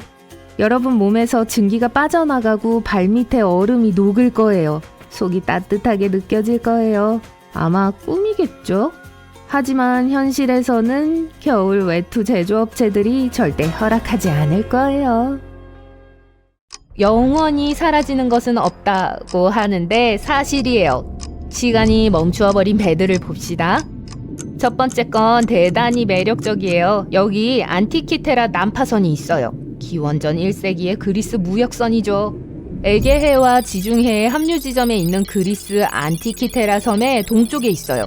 약 2000년 후인 1900년에 한 그리스 스펀지 잠수부들이 난파선을 발견했어요. 그들은 튀니지로 가고 있었어요. 하지만 근처의 섬에서 폭풍으로부터 피난처를 찾아야 했어요. 폭풍 때문에 아무 데도 갈 수 없었기 때문에 날씨가 더 잠잠해질 때까지 그들은 해면을 찾기로 결정했어요. 잠수부 중 한 명이 약 40m 깊이의 난파선을 발견했어요.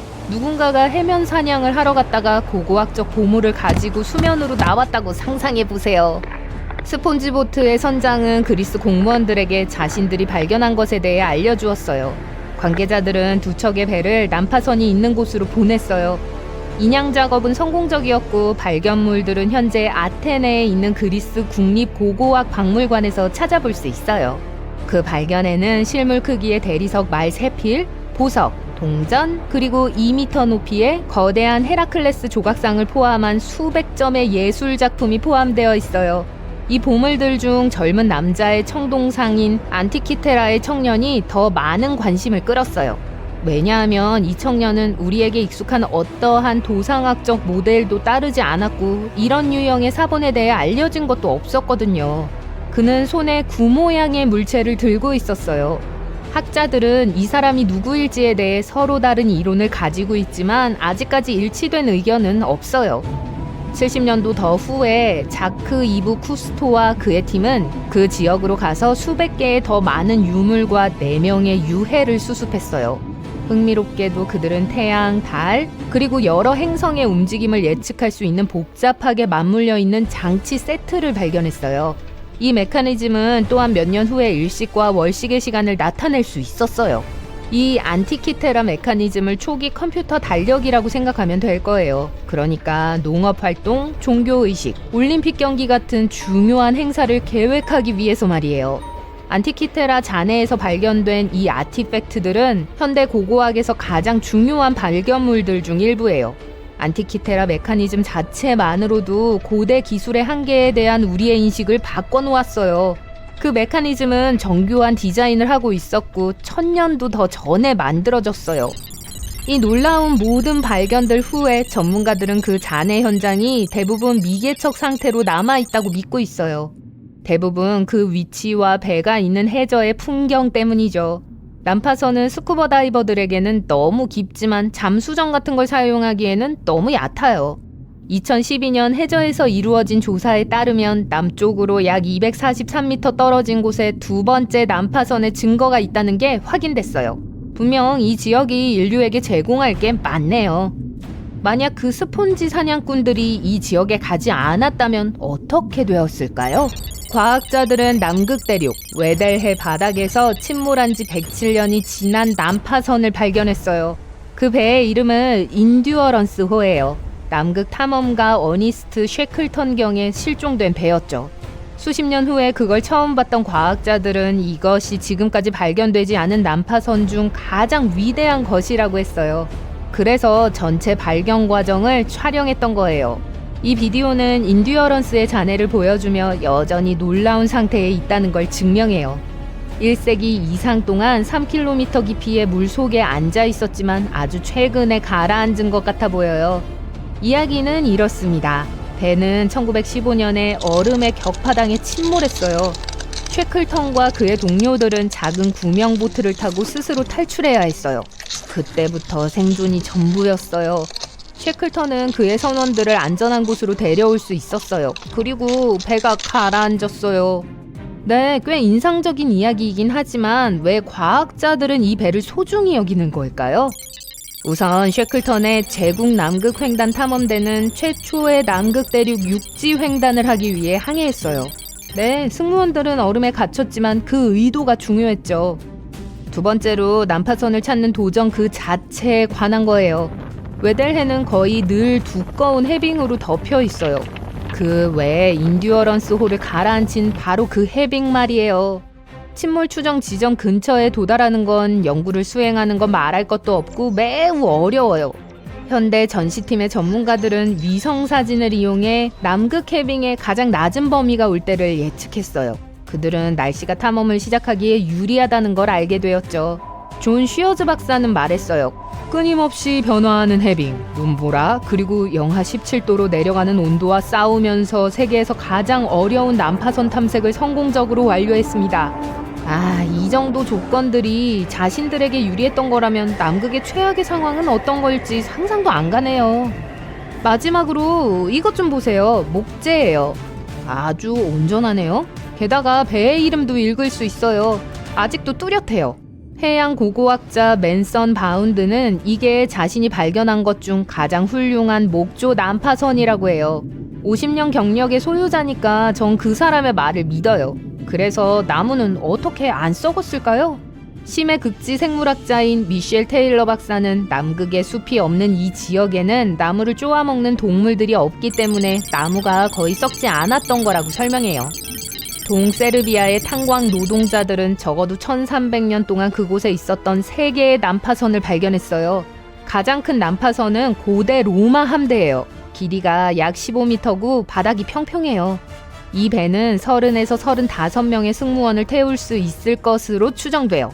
선체를 보면 수리 흔적이 보여요. 와, 이건 경력이 기네요. 아시다시피 우리에게 1000년 이상 전이 어땠을지에 대한 통찰력을 주죠. 반면에 두 척의 작은 배는 로마 국경을 공격하기 위해 슬라브족들이 썼던 배의 묘사와 일치해요. 이 두 배는 고대 강바닥의 진흙과 점토 아래에서 발견되었어요. 분명 그 당시에는 비미나시움 시티라고 불리는 곳에 로마 기지가 있었어요. 흥미롭게도 비미나시움은 기원 후 4세기에 약 4만 명의 주민이 살고 있는 지방의 수도였어요. 비교하자면 폼페이보다 훨씬 더 컸어요. 코스토락 탄광은 숨은 보석의 중심지예요. 고고학자들은 전에 이곳에서 고대 인간과 동물의 활동 증거를 발견했어요. 예를 들어 2012년에 전문가들은 약 10,000년 전에 멸종된 적어도 5마리의 털복숭이 매머드의 뼈를 발견했어요. 캐나다 고고학자들은 캐나다 북극해에서 실종된 지 150년 된 배를 발견했어요. 이 상선의 이름은 HMS 인베스티게이터고요. 북서항로 탐험에서 실종된 탐험가 존 프랭클린 경의 배를 찾기 위해 1848년에 구입됐죠. 그래서 HMS 인베스티게이터는 1850년에 이 구조 작업을 위해 영국을 떠났어요. 로버트 맥클루어 대위가 이끄는 탐험대원들은 인베스티게이터를 물속으로 항해시켰어요. 그는 자신이 북아메리카를 가로지르는 백길인 북서항로의 마지막 최종 경로에 있다는 걸 깨달았어요. 하지만 보퍼트해로 항해하기 전에 이 122톤짜리 배는 두꺼운 얼음에 갇혔습니다. 승무원들은 프린스 오브 웨일스 해협에서 겨울을 보냈어요.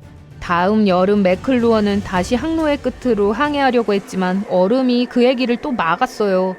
여기서도 선원들은 배를 떠날 수밖에 없었어요. 그는 선원들을 머시만으로 이끌었어요. 그곳에서 HMS 레졸루트의 승무원들이 구조했을 때인 1853년까지 남아 있어야 했죠. 60명의 승무원들이 살아남을 수 있을지도 모르는 채 북극에서 3번의 겨울을 보내야 했다고 상상해보세요. 나중에 배는 약 11m 물속에서 똑바로 앉아있는 게 발견됐어요. 상태가 매우 좋았죠. 북극의 물이 선박의 외부 가판이 빠르게 악화되는 걸 막았어요. 배의 윤곽과 목재가 선명하게 보여요. 게다가 고고학자들은 땅에서 선원들이 남긴 유물을 발견했어요. 그들은 인베스티게이터를 버리기 전에 모든 짐을 내렸어요. 3개의 선원 무덤과 한 척의 영국 해군 난파선도 이 지역에서 발견되었어요. 여기서 또 무엇을 찾을 수 있을까요? 몹시 추운 캐나다의 한 공원에서 두꺼운 얼음층 아래 깊숙이 숨겨져 있던 일명 얼어붙은 용의 기이한 뼈대를 과학자들이 발견했습니다. 그 뼈는 수백만 년 동안 꽁꽁 얼은 얼음 속에 있었습니다. 전문가들이 이 이상한 화석의 종을 알아내는데 수십 년이 걸렸어요. 그것은 익룡의 새로운 속으로 확인되었습니다. 익룡은 날개폭이 5m 이상인 날아다니는 거대한 파충류였어요. 머리는 몸 크기의 3.5배였습니다. 익룡은 7,600만 년 전에 다른 공룡들 위를 날아다녔습니다. 과학자들은 익룡이 지금까지 하늘을 날았던 동물들 중 가장 크고 사납고 기이한 동물이라고 묘사했습니다.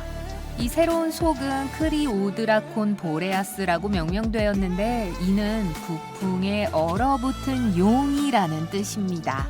2013년 한 젊은 등산가가 서유럽에서 가장 높은 산 중 하나인 몽블랑을 오르고 있었습니다. 그는 이상한 금속 상자가 눈 밖으로 삐져나와 있는 걸 발견했어요. 상자를 열어보았고 그 안에는 귀한 루비, 에메랄드 그리고 사파이어가 가득했습니다. 그는 즉시 그 상자를 당국에 신고했어요. 이 상자는 약 50여 년 전 인도에서 출발하여 이 산에 추락한 두 비행기 중 하나에 타고 있던 승객의 것으로 밝혀졌습니다. 이 상자에 든 보석은 2억 원 이상의 가치가 있는 것으로 평가되었고 당국은 이 보물상자의 상속인을 아직까지 찾고 있습니다. 2007년 시베리아 북서부에서 술록 목동이 아들들과 나들이를 하다가 얼음 속에서 이상한 걸 발견했어요. 그 남자는 이것이 얼어붙은 매머드의 새끼라는 것을 깨닫고 즉시 지역 박물관에 연락했습니다. 이 어린 매머드는 뉴바라는 이름이 붙여졌고 발견 당시 세계에서 가장 잘 보존된 매머드 미라였습니다. 뉴바는 41,800년 동안 얼음 속에 있었고 생후 30일에서 35일 정도입니다. 코에서 꼬리까지의 길이로 볼 때 거의 큰 송아지와 비슷한 크기였어요. 뉴바는 전 세계의 박물관을 순회하기 때문에 직접 만나볼 수도 있을 거예요. 얼음과 눈층으로 덮인 남극 대륙에는 얼어붙은 화산인 에버러스 산이 있습니다. 이 화산은 1841년 북극 탐험가들에 의해 폭발 중에 발견되었습니다.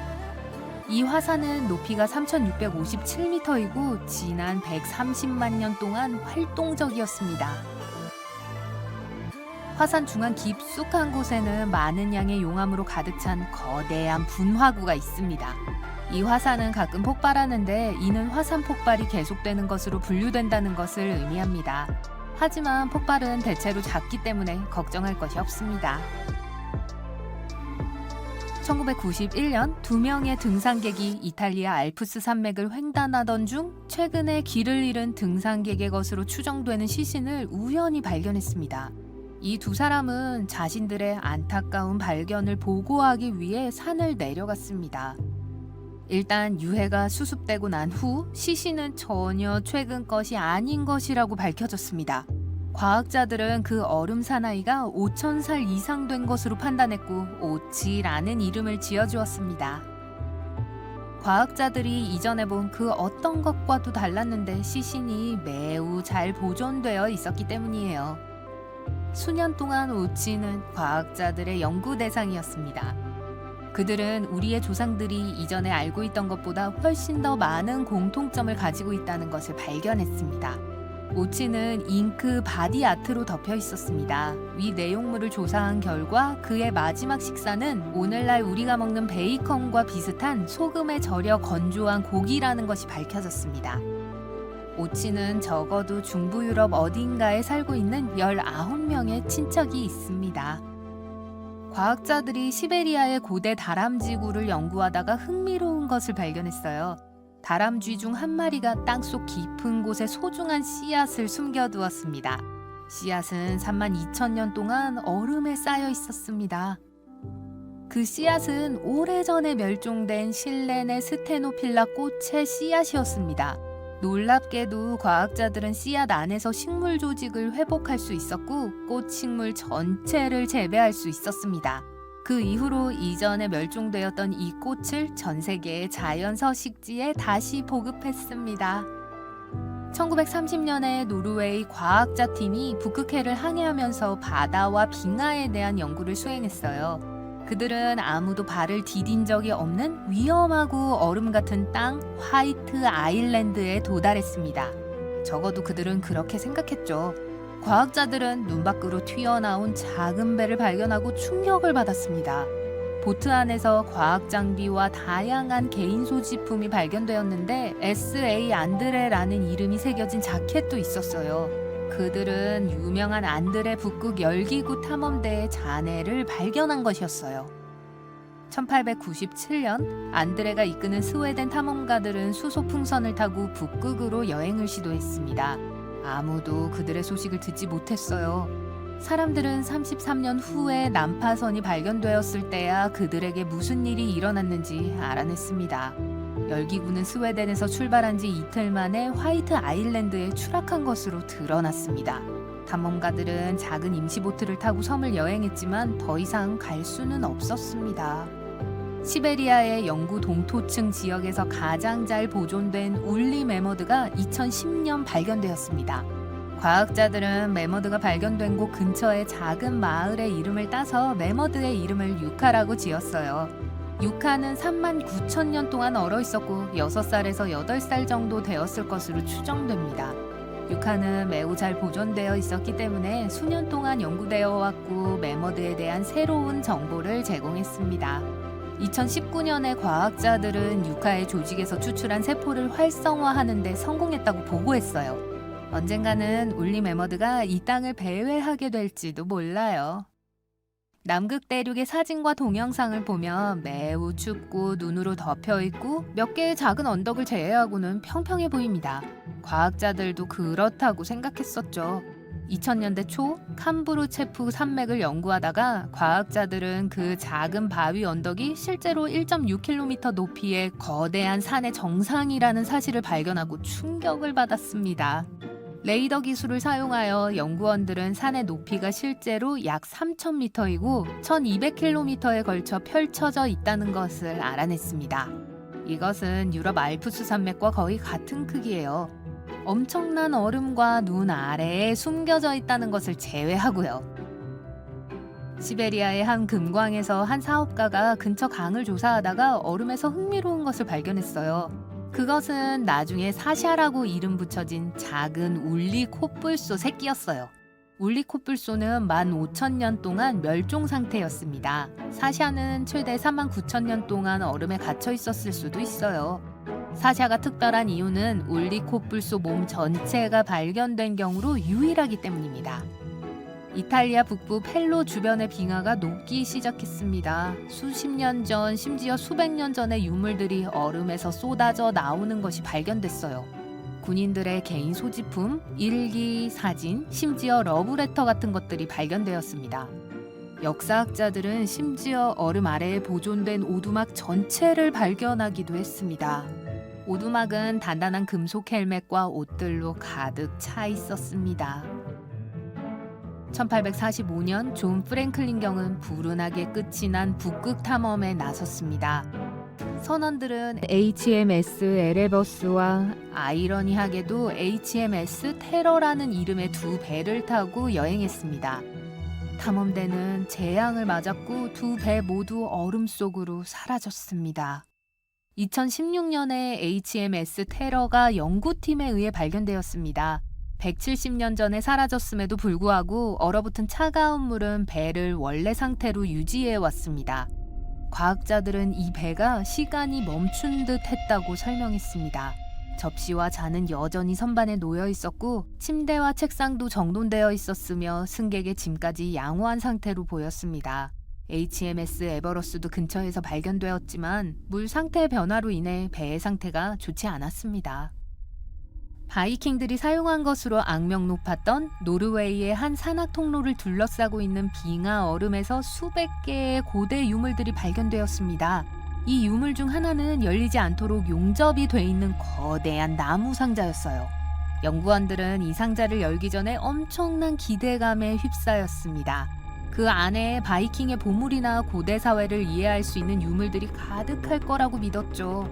상자를 열었을 때 안에는 평범하고 오래된 밀랍 양초밖에 없었어요.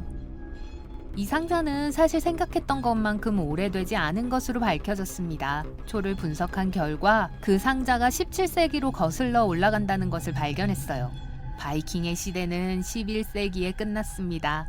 양초 상자는 긴 밤을 밝히기 위해 여름 농장에서 겨울 농장으로 운반하던 농부의 것이었을 가능성이 높습니다. 여긴 시베리아요. 여긴 너무 추워서 차가운 돌풍이 여러분의 얼굴을 따끔거리게 만들어요. 저 하얀 눈들이 여러분의 눈을 부시게 하죠. 영구 동토증 때문에 이곳은 남극과 비슷해요. 최근에 한 무리의 과학자들이 지역의 강 중 하나를 연구했어요. 시추장치의 도움으로 얼어붙은 흙 샘플을 몇 개 추출할 수 있었죠.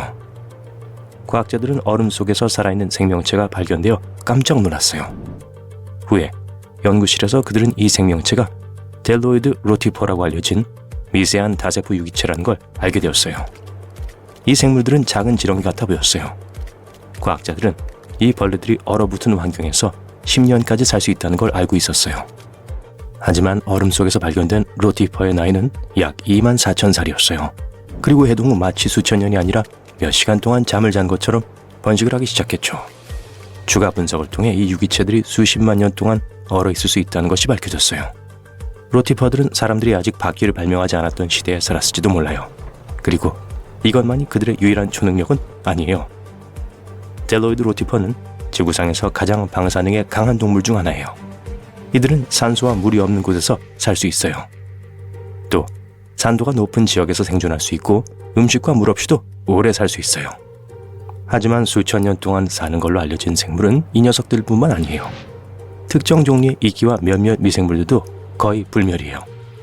회충이라고 불리는 선충은 세상에서 가장 적응력이 좋은 벌레예요. 위풍당당하게 서 있는 에펠탑을 상상해보세요.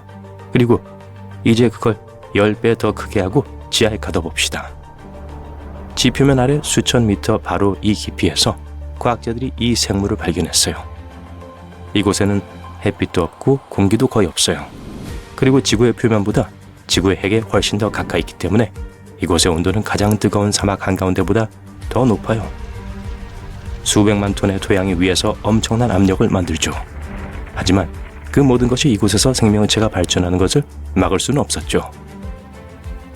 회충은 공기, 음식이 없어지거나 온도가 너무 높아지면 독특한 정체 상태 또는 깊은 동면 상태에 빠집니다. 이 상태에서 벌레들의 신진대사는 느려지고 몸의 거의 모든 과정이 멈춰요. 이 생물들은 매우 오랫동안 잠을 잘 수 있고 환경이 더 살기 좋아졌을 때에만 깨어나요. 그나저나 이 생물들을 찾으려고 그렇게 깊은 지하로 갈 필요는 없어요. 선충은 전 세계에서 발견돼요. 뜨거운 온천, 사막, 높은 산속, 남극 대륙의 혹독한 얼음 사이 동물과 인간들 속에서도 살 수 있어요. 우리의 다음 불멸의 생명체는 물곰이라고도 알려진 완보동물이에요. 이것들은 절지동물과 밀접한 관련이 있는 아주 작은 8개의 다리를 가진 무척추 동물이에요. 이걸 맨눈으로는 볼 수 없어요.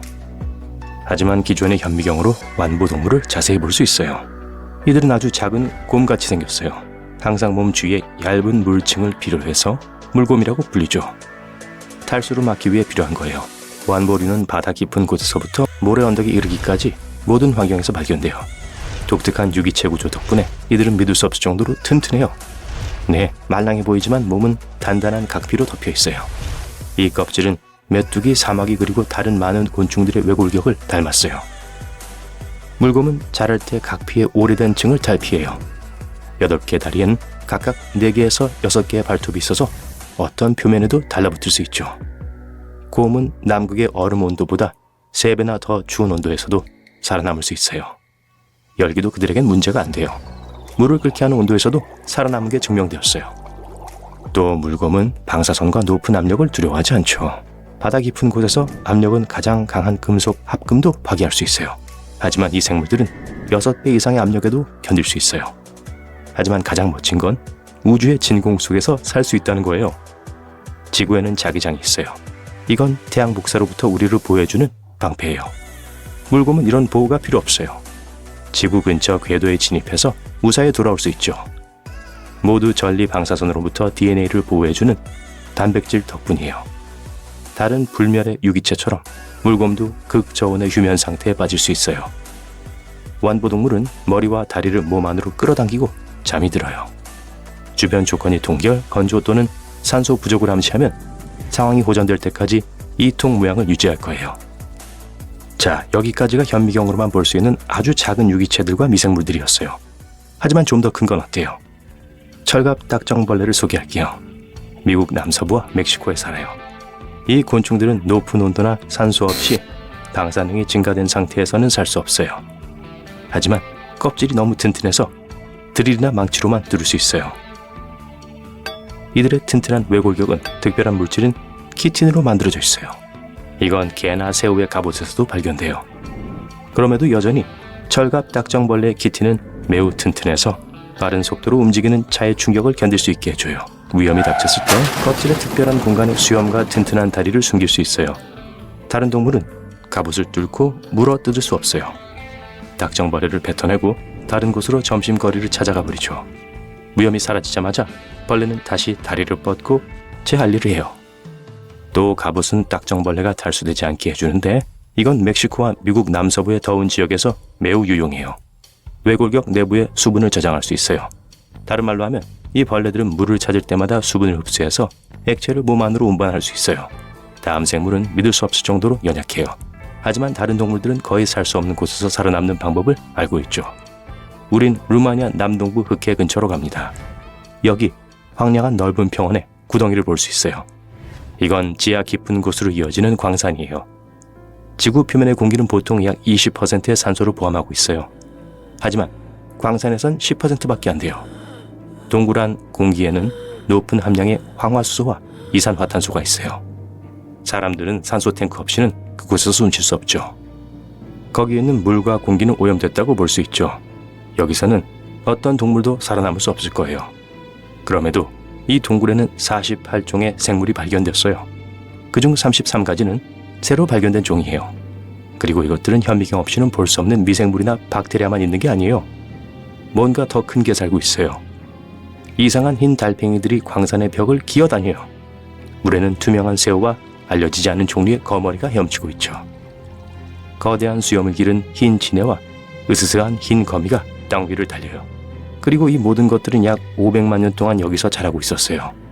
여러분은 물전갈과 이 동물의 다른 미확인 종을 볼 수도 있어요. 뜨거운 모래나 열대 숲에 사는 친척을 닮진 않았어요. 여기 사는 생물은 하나도 평범해 보이지 않아요. 모든 동물들은 하얗거나 투명해요. 눈은 없지만 이 어두운 공간에서 길을 찾을 수 있게 해주는 긴 발과 더듬이가 장착되어 있죠. 동굴에 더 깊이 들어갈수록 공기에 든 산소가 적어져요. 하지만 살고 있는 유기체의 수는 증가해요. 공기는 메탄과 이산화탄소로 가득 차 있어요. 이 동굴의 모든 주민들은 태양빛을 본 적이 없고 어둠 밖을 나가본 적도 없어요. 식물이 산소를 생산해내지 않는 이런 조건에서 살아남는 건 불가능해 보여요. 이것들의 생존 여부에 대한 답은 작은 호수 속에 숨겨져 있어요. 물 표면은 이상한 거품으로 덮여 있어요. 자세히 보면 이 하얀 물질이 살아있는 걸 알 수 있을 거예요. 찢어지기 쉬운 부드러운 젖은 종이 같죠. 이건 독립 영양생물이라고 불리는 박테리아인 수십억 개의 살아있는 유기체예요. 밖에보다 동굴 안에 훨씬 더 많은 이산화탄소가 있어요. 그리고 식물처럼 이 박테리아는 그걸 흡수해요. 하지만 광합성의 도움으로 이렇게 하진 않기 때문에 햇빛이 필요하지 않아요. 화학 합성을 위해 물을 이용하죠. 이 박테리아가 분비하는 것은 다른 박테리아를 위한 먹이예요. 그리고 이 다른 박테리아들은 더 큰 생물들의 먹이가 되죠. 지구 어디에서도 찾을 수 없는 독특한 먹이 사슬이 이곳에만 존재해요. 렌이라는 이름의 이 세련된 최신 잠수함은 남극의 심해를 탐험하기 위해 파견되었습니다. 하지만 무언가를 발견하자 신비롭게 사라졌는데요. 무슨 일이 있었던 걸까요? 과학자들이 지구에서 가장 멀고 신비로운 곳 중 하나인 서남극의 도슨 빙붕을 탐험하고 싶었던 것이 그 시작이었어요. 침묵의 거인인 이 빙붕은 폭이 48.3km로 뉴욕시 길이와 맞먹는 길이에 달합니다. 마틴 반도와 베어 반도라는 두 개의 얼음 곳 사이에 있어요. 그리고 이곳에는 지질학적 신비의 세계가 숨어 있습니다. 남극 대륙은 눈과 얼음으로 뒤덮인 사막에 불과하다고 생각한다면 오산입니다. 남극 대륙 깊숙한 곳에는 다양한 풍경이 숨어 있어요. 도슨 빙붕의 밑바닥은 느리고 가차없는 자연의 힘에 의해 형성된 거칠고 역동적인 지형입니다.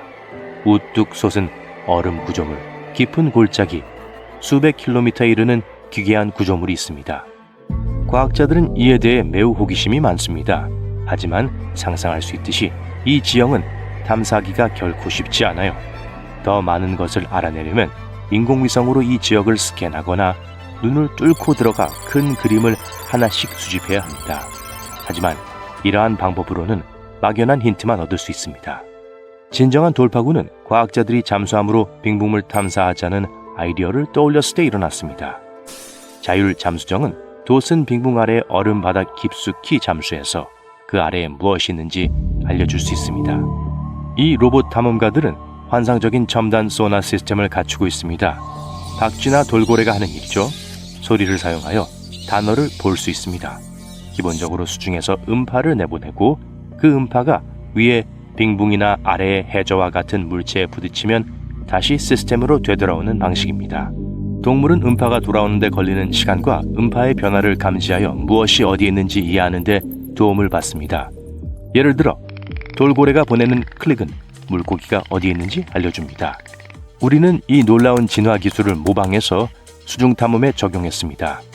우리 버전은 훨씬 더 멋지고 정밀도가 높기 때문에 환경에 대한 상세한 3D 지도를 만들 수 있습니다. 렌 잠수함은 로봇 탐험가 중 하나였어요. 북유럽의 바다 신에서 이름을 따왔죠. 렌은 남극의 험난한 지형을 항해하도록 세심하게 프로그래밍 되어 있었습니다. 하지만 이 모든 훈련에도 불구하고 그 여정은 예상치 못한 섬뜩한 결말로 이어졌어요. 2019년 렌은 도슨 빙붕 아래의 심해를 탐사하기 위해 파견되었습니다. 이런 임무를 수행한 최초의 영웅이었죠. 탐사팀은 달의 반대편을 본 것 같았다고 말했습니다. 27일 동안 지칠 줄 모르고 달렸습니다. 두꺼운 얼음 밑으로 998km가 넘는 거리를 이동했어요. 파리에서 베를린까지 가는 거리와 같아요. 렌은 누구도 상상할 수 없었던 더 멀리 더 깊숙이까지 들어갔습니다. 한때는 16km가 넘는 빙하 뱃속까지 도달하기도 했습니다. 그리고 그곳에서 발견한 것은 놀라웠어요. 과학자들은 매끄럽고 균일한 얼음 표면이 있을 것이라고 생각했습니다. 하지만 렌은 거대한 균열과 산등성이로 표시된 밑면을 발견했습니다. 모래 언덕처럼 보이는 지형들이 시간이 흘러 얼어붙어 있었습니다. 그리고 마침내 신비한 소용돌이와 눈물 방울 모양의 패턴을 발견했어요. 지질학이라기보다는 예술처럼 보였죠. 이것은 실제로 빙붕과 그 주변의 바다에 대한 이야기를 들려줍니다. 따뜻한 물이 얼음 밑으로 스며들어 아래에서 얼음을 녹입니다. 때로는 얼음을 매끄럽게 만들기도 해요. 하지만 때로는 패턴이나 그림처럼 보이는 기묘하고 고르지 않은 모양을 만들어내기도 합니다. 그리고 이 모양들 중 일부는 길이가 396m가 넘는 거대한 것도 있어요. 축구장 3.5개를 합친 길이죠. 소용돌이 치는 낙서처럼 보이는 이유는 지구가 좌전하기 때문입니다. 지구가 회전하면 물이 특별한 방식으로 회전해서 모양이 구부러지고 나선이 그려집니다. 이를 코리올리 효과라고 합니다. 회전 목마를 타고 공과 같은 물건을 던지려고 하면 직선이 아닌 곡선으로 굴러간다고 상상해 보세요.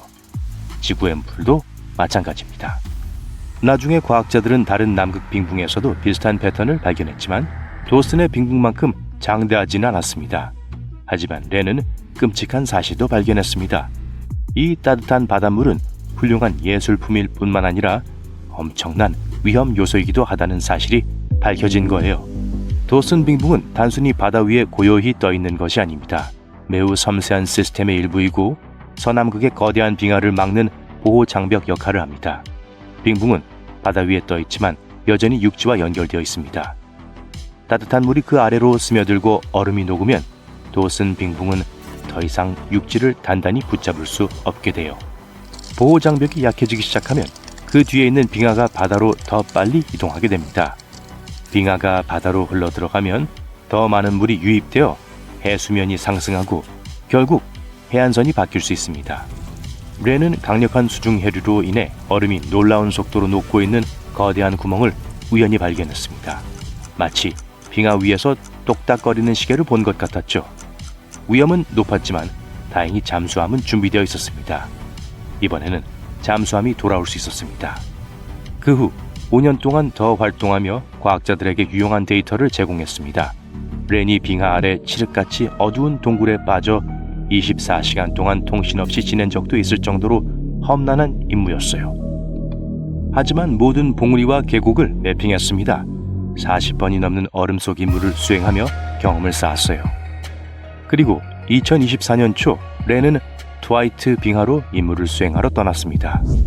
처음부터 대담한 미션이었죠. 이곳은 불길하게도 최후의 빙하라고도 불립니다. 서서히 녹아내리는 빙하가 붕괴되면 전 세계 해수면이 상승해서 곳곳에 재앙을 일으킬 가능성이 있기 때문이에요. 그래서 렌은 빙하 밑바닥을 탐사하기 위해 파견되었는데 이곳은 이전에 지도가 작성된 적이 없는 곳이었어요. 이 탐사는 빙하의 비밀을 밝히고 빙하가 얼마나 빨리 녹고 있는지, 왜 녹는지 연구하기 위해서였습니다. 이번이 렌의 두 번째 탐험이었어요. 이전 방문에서는 빙하 밑바닥을 매핑한 최초의 잠수함이 되었습니다. 렌은 198m에서 504m까지 깊이를 탐사했어요. 이를 통해 둠스데이 빙하가 따뜻한 해류로 인해 서서히 녹아내리는 과정에 대한 많은 데이터를 수집했습니다. 하지만 이 얼음 깊은 곳으로 모험을 떠나는 동안 뭔가 잘못되었습니다.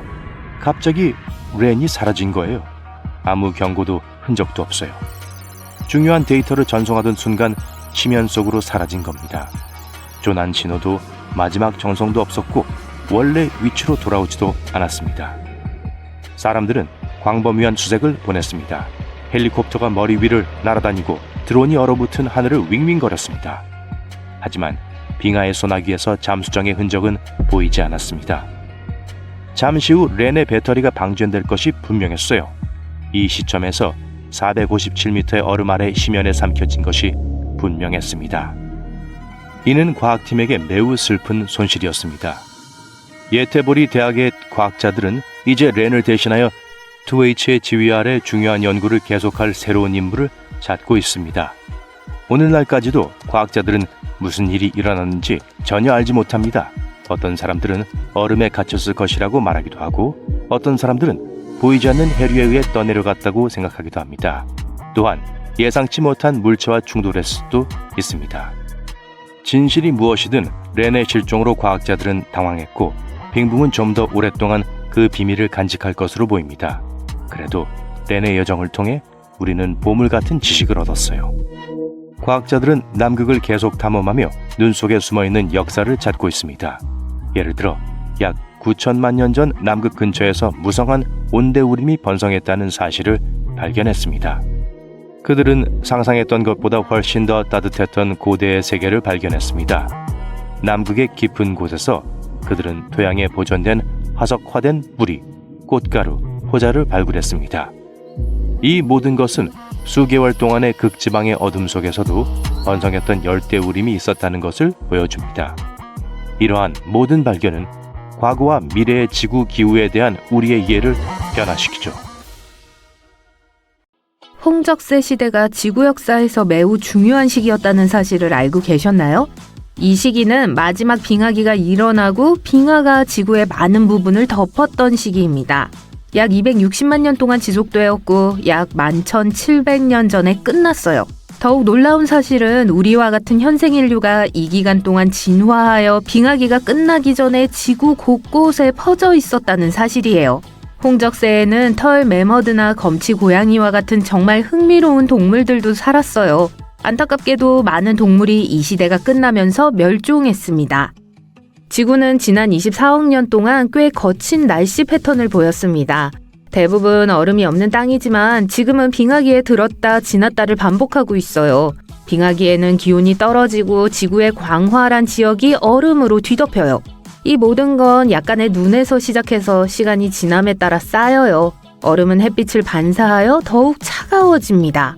그 결과요?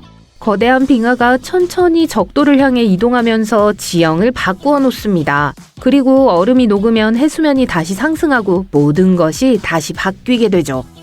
지금까지 총 5번의 빙하기가 있었습니다. 첫 번째 빙하기는 너무 강렬해서 지구 전체가 거대한 눈덩이로 변했어요. 지금 우리는 실제로 빙하기의 한가운데 있지만 약 11,000년 전에 시작된 일시적인 온난기에 있습니다. 이러한 따뜻한 시기를 간빙기라고 하는데 얼마나 오래 지속될지는 확실하지 않아요.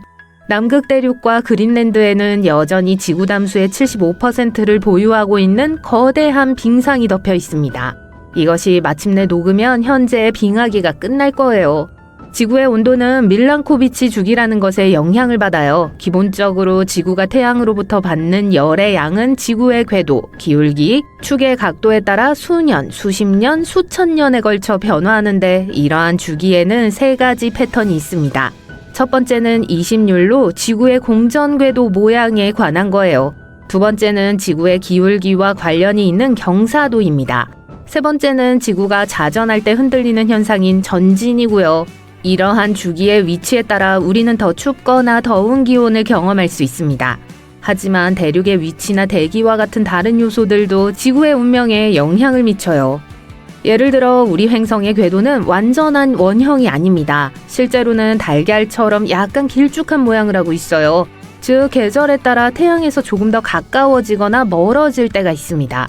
태양에서 가장 멀리 떨어진 지점을 정점, 가장 가까운 지점을 근지점이라고 해요. 정점에 도달하면 태양에서 멀어지지만 중력이 결국 우리를 다시 태양 쪽으로 끌어당깁니다. 즉 우리의 궤도는 매번 조금씩 변해서 태양에 대한 상대적인 위치가 점차 이동해요. 수천 년에 걸쳐 궤도가 바뀌더라도 우리의 일상생활에는 큰 영향을 미치지 않으니까 걱정하지 마세요. 지구 궤도의 변화는 여름 동안 우리가 받는 햇빛의 양에 영향을 미칠 수 있습니다. 이는 북반구의 빙상이 덜 녹고 시간이 지남에 따라 실제로 성장하기 시작한다는 걸 의미해요. 빙상이 성장함에 따라 더 많은 햇빛을 반사하여 기후를 더욱 시원하게 만들고 얼음을 더 멀리 퍼뜨립니다. 이 과정은 10,000년에서 20,000년처럼 아주 오랜 시간 동안 지속될 수 있고 결국 지구는 다음 빙하기를 맞이하게 되죠. 과학자들은 다음 빙하기가 무기한 연기될 수 있다고 생각합니다. 과학자들은 연료 사용과 같은 인간과 환경의 상호작용이 다음 빙하기를 최대 10만 년까지 지연시킬 수 있다는 사실을 발견했어요. 지구의 과거 빙하기는 태양 복사열의 양과 대기 중 이산화탄소 농도와 관련이 있습니다. 그리고 이 연구는 미래의 주기를 예측하는 데도 도움이 될 수 있어요. 지금 우리의 행동이 앞으로 수천 년 동안 지구의 미래에 영향을 미칠 수 있다고 생각하면 놀라워요. 다음 빙하기가 언제 시작되는진 중요하지 않지만 인간이 지질학적 시간척도에서 미래를 형성할 수 있는 힘을 가지고 있다는 건 꽤 멋진 일이에요. 빙하기는 지구와 인류 문명에 큰 영향을 미쳤기 때문에 지금 우리의 행동이 어떻게 세상을 바꿀 수 있을지, 어쩌면 더 나은 방향으로 변화시킬 수 있을지 생각해보는 건 흥미로운 일입니다. 그렇다면 마지막 빙하기에는 지구상의 생명체가 어떤 모습이었을까요? 예를 들어 북아메리카에는 거대한 생물들이 살았어요. 매머드, 검치고양이, 거대한 땅나무늘보, 마스토돈 등이 그중 일부였어요. 심지어 유럽에는 북극곰만큼이나 무거운 13.3m 높이의 날지 못하는 새도 있었습니다. 한편 호주에는 같은 시기에 다양한 서식지에 서식하는 거대 도마뱀이 있었어요. 홍적세 시대의 일부 동물은 더 이상 볼 수 없지만 오늘날에도 많은 동물이 여전히 우리 주변에 살고 있습니다. 예를 들어 알래스카에서는 여전히 불곰, 술록, 늑대를 볼 수 있어요. 우리와 같은 사람들도 실제로 빙하기를 살았습니다. 우리 종인 호모사피엔스는 약 30만 년 동안 존재해왔으며 그 이후로 전 세계로 퍼져나갔어요. 우리 조상 중 일부는 빙하기 동안 아프리카에 머물렀기 때문에 추위를 온전히 느끼지 못했습니다. 그리고 다른 사람들은 세계의 다른 지역으로, 심지어 유럽의 추운 빙하 환경으로 모험을 떠났죠. 유럽의 네안데르탈인과 아시아의 신비한 데니소바인과 같은 인류의 초기 친척들도 이 시기에 존재했습니다. 빙하기가 끝나기 전에 멸종한 것으로 보이지만 그 시기에 지구를 돌아다녔던 다양한 호미닌을 생각하면 꽤 놀랍죠. 또 흥미로운 건 우리 종은 빙하기에서 살아남을 수 있었던 반면 일부 사촌들은 살아남지 못했다는 점이에요. 일부 전문가들은 인류의 적응력, 사회성 및 의사소통 능력, 도구 사용이 큰 역할을 했다고 생각해요. 그리고 그거 아세요? 인류는 빙하기 동안 웅크리고만 있지 않았습니다. 우리는 실제로 새로운 지역으로 이동했어요. 뉴멕시코의 화이트샌즈 국립공원에서 발견된 화석화된 발자국은 인간이 적어도 23,000년 전부터 북미에 존재했음을 증명합니다.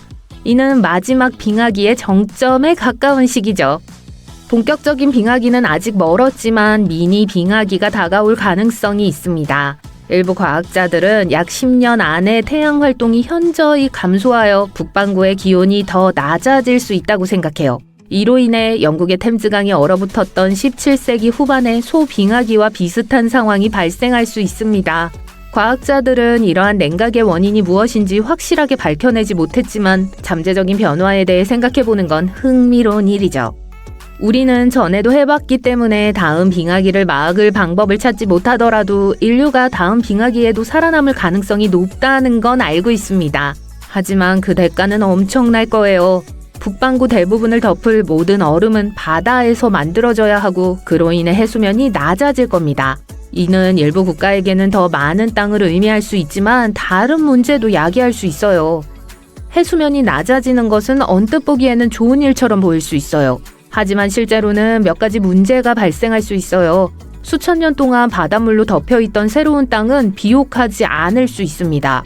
즉 농작물 재배에 적합하지 않을 거고 우리는 다른 방법으로 식량을 구해야 할 거예요.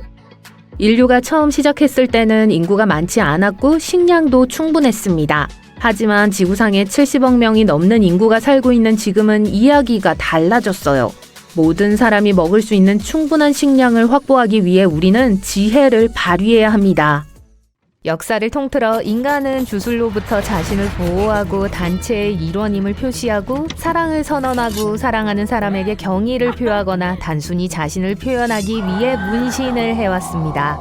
그리고 문신은 조만간 사라지지 않을 것처럼 보여요. 2022년 기준으로 미국 인구의 46%가 적어도 하나의 문신을 가지고 있기 때문입니다. 그래서 문신이 미국에서 가장 빠르게 성장하는 산업 중 6위를 차지했다는 것은 놀라운 일이 아니에요. 그리고 이 비율은 증가할 것이라고 예상할 수 있어요. 하지만 언제 이런 형태의 신체 변형이 생겨났고 시대에 걸쳐 어떻게 변화해 왔는지 궁금해한 적이 있나요? 알려드릴게요. 문신은 수천 년 전으로 거슬러 올라갑니다. 아이스맨 웨치에 대해 들어본 적 있으신가요? 그는 1991년 웨츠탈 알프스에서 빙하 얼음 속에 파묻혀 발견된 5200살 된 미라입니다. 그래서 웨치라는 이름을 얻었죠. 그를 언급한 이유는 웨치가 가장 오래된 문신으로 기네스 세계기록에 올랐기 때문이에요. 그의 몸에는 전문가가 새긴 것으로 보이는 61개의 문신 흔적이 있었습니다. 이 표시들은 벽난로 재나 그을음 색소로 만들어진 수직선과 수평선으로 구성되어 있어요. 그러나 웨치는 문신으로 자신을 표현하려고 한 것이 아니었습니다. 웨치의 뼈를 자세히 조사했을 때 그의 몸에 문신이 있는 부분에 노화나 부상과 관련된 퇴화가 있다는 걸 발견했어요. 이것은 과학자들로 하여금 그의 문신이 침술과 유사한 통증 완화 치료와 관련이 있었을지도 모른다고 믿게 만들었습니다. 또한 그의 몸에 있는 표시들이 다소 무작위적으로 분포하고 있는 이유이기도 해요. 전문가들은 또한 웨치가 그렇게 많은 문신을 했다는 사실은 그의 문화권의 다른 사람들이 문신에 대해 알고 있었고 그가 문신을 한 최초의 사람이 아니라는 것을 의미한다고 믿고 있습니다. 웨치의 문신은 치료 효과를 위한 것으로 여겨지지만 동물 등과 같은 실제 대상의 이미지를 담은 문신의 흔적이 5,000년 된 이집트 미라 2개에서도 발견되었습니다. 아프리카의 문신 관행에 대한 증거를 1000년 더 거슬러 올라가게 했을 뿐만 아니라 이 발견은 이집트 여성들만이 문신을 했다는 믿음을 바꾼 중요한 계기가 됐어요. 문신을 한 다른 미라들은 그린랜드, 알래스카, 그리고 필리핀을 포함하여 적어도 49개의 고고학적 장소에서 발견되는데 이것은 문신이 세계적인 것이었다는 걸 암시합니다. 하지만 문신 예술이 고대에 시작됐고 보편적이었다는 이 모든 증거에도 불구하고 문신이 언제 어디서 시작되었는지 정확한 시기는 알려지지 않았어요. 문신에 대한 문서 기록은 기원전 5세기 그리스로 거슬러 올라가는데 범죄자와 적을 표시하는 데 사용해서 도망치려고 하면 쉽게 식별할 수 있게 했습니다. 로마인들과 페르시아인들도 같은 목적으로 문신을 사용했어요. 반면에 다른 문화에서는 다른 용도로 사용됐습니다. 필리핀에서 문신은 부족의 정체성, 친족관계, 용감함, 아름다움, 그리고 사회적 지위 또는 부의 상징이었습니다. 또한 문신에 마법의 능력이 있다고 믿어졌고 어떤 사악한 초자연적인 힘으로부터 보호하는 부적으로 행해졌어요. 결과적으로 문신을 하는 과정은 신성한 것으로 믿었기 때문에 몇몇 의식을 수반했습니다. 예를 들어 만약 예술가나 문신을 하려는 사람이 시작하기 전에 재채기를 했다면 이것은 영혼들이 찬성하지 않는 표시로 여겨졌어요. 따라서 의식이 취소되거나 연기됐습니다. 그리고 일단 문신이 완성되면 기념하기 위한 축하 행사가 열리곤 했어요. 고대 이집트에서 문신은 원래 신에 대한 헌신을 보여주기 위한 것으로 신의 보호를 제공한다고 믿어졌습니다. 흥미로운 사실은 이집트에서 발견된 많은 문신을 한 미라들이 여성이었다는 사실입니다. 그 미라 중 하나는 하토르의 문신을 한 사제 아무넷으로 알려졌어요. 그녀의 몸에는 다양한 문신이 있었습니다. 처음 발견되었을 때 전문가들은 처음에는 문신의 위치 때문에 하체의 건강 문제 치료를 위해 행해졌거나 단순히 낮은 지위의 표시일 뿐이라고 생각했습니다. 그런데 최근 몇 년 사이에 추가적인 조사를 통해서 아무넷이 사회적 지위가 높은 사람이었다는 것이 밝혀져서 이전의 이론이 뒤집혔어요. 이 발견은 일부 사람들로 하여금 그녀의 문신이 임신과 출산의 어려움으로부터 보호하는 역할을 했을 수도 있다고 믿게 만들었습니다. 이제 문신으로 일본의 역사를 살펴볼까요? 영적으로나 장식적인 목적으로 문신을 새기는 건 일본에 널리 퍼져 있었고 실제로는 기원전 300년까지 거슬러 올라갑니다. 어떤 문자들은 일본인들 사이에서 사회적 지위의 차이를 나타내기 위해 문신과 다른 신체적 표시에 사용됐어요. 하지만 17세기까지 대부분의 범죄자들은 처벌의 표시로 문신을 새겼습니다. 19세기 중반까지 문신은 완전히 금지됐어요. 문신을 한 사람들은 존경받지 못했고 결국 야쿠자들의 뿌리를 형성한 사회적으로 외면당한 사람들의 하위 문화를 만들어냈습니다. 그렇다면 서양에서의 현대적이고 표현주의적인 문신의 역할은 어떻게 시작됐을까요? 제임스 쿡은 1768년과 1779년 사이에 남태평양으로의 3번의 항해로 유명한 영국의 탐험가이자 선장이었습니다. 이 항해 중에 그는 타히티 제도를 방문했고 그곳에서 문신 기술을 보게 됐죠. 그가 섬에 도착했을 때 많은 문신을 한 남자들과 여자들을 보고 놀랐고 그들을 일지에 기록하고자 했어요. 그들의 바디 아트를 묘사하기 위해 지역 사람들이 그런 표시를 가리키는 말과 비슷하게 들리는 타투라는 용어를 사용했습니다. 그 전에 문신은 단순히 흉터, 그림 또는 얼룩 등으로 언급됐어요. 쿡의 선원들 중 다수가 이 항해에서 문신을 하고 영국으로 돌아왔고 선원들 사이에 문신 전통이 시작되었습니다. 그들은 여행을 기록하기 위한 방법으로 문신을 사용했죠.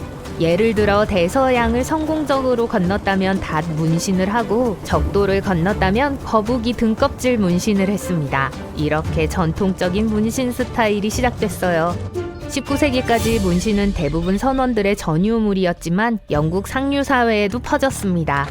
1870년대 동안 왕족뿐만 아니라 상류층 구성원들 사이에서 유행했어요. 상류 사회에 문신이 있었던 사람들은 영국 총리 윈스턴 처칠의 어머니 랜돌프 처칠 부인, 미래의 에드워드 7세인 웨일즈 왕자와 그의 아들들, 그리고 빅토리아 여왕의 친척들을 포함했었습니다. 심지어 여왕 자신도 만일의 경우를 대비해 옷으로 쉽게 가릴 수 있는 신체 부위에 호랑이와 비단뱀과 싸우는 문신을 하고 있다는 소문이 돌았어요. 이것은 모두 1880년대 후반에 문신이 부의 표시가 되는 계기가 됐습니다. 1891년 뉴욕시의 문신 전문가였던 사무엘 오라일리가 문신 기계를 만들었어요. 그의 디자인은 토마스 에디슨의 전기 펜을 개조한 것인데 원래는 문서 복제로 기업들을 돕기 위해 고안되었습니다. 문신을 한 여성들이 등장하기 시작한 것도 거의 비슷한 시기였지만 대부분은 서커스 같은 오락에 종사하는 사람들이었어요. 결국 그런 경향은 둔화되었고 1920년대경 더 많은 여성들이 화장품의 비용을 줄이기 위한 효율적인 대안으로 문신을 하기 시작했습니다. 왜냐하면 그 당시 화장품들이 너무 비쌌기 때문이죠. 1939년 밀드레드 헐은 뉴욕에서 자신의 문신 가게를 연 최초의 여성이 되었습니다. 미국이 사회보장 번호를 도입한 것도 이 무렵이었고 많은 시민들이 그것을 기억하기 위해 문신으로 새겼어요. 하지만 그럼에도 불구하고 장식적인 문신은 여전히 경시되었습니다. 만약 여러분이 50년대나 60년대에 문신을 했다면 대다수의 사람들이 여러분을 반항하나 범죄자로 여겼을 거예요. 1961년 뉴욕시 보건부는 문신을 질병을 퍼뜨리는 원인으로 여겼기 때문에 문신을 금지했습니다. 그 금지는 1997년이 되어서야 해제됐어요. 오늘날 문신은 매우 흔해서 심지어 장난감도 문신을 하고 있습니다. 문신을 하는 것을 막을 수 있는 금지도, 낙인도, 스타일이나 색깔의 제한도 없어요. 물론 엄마만 빼고요.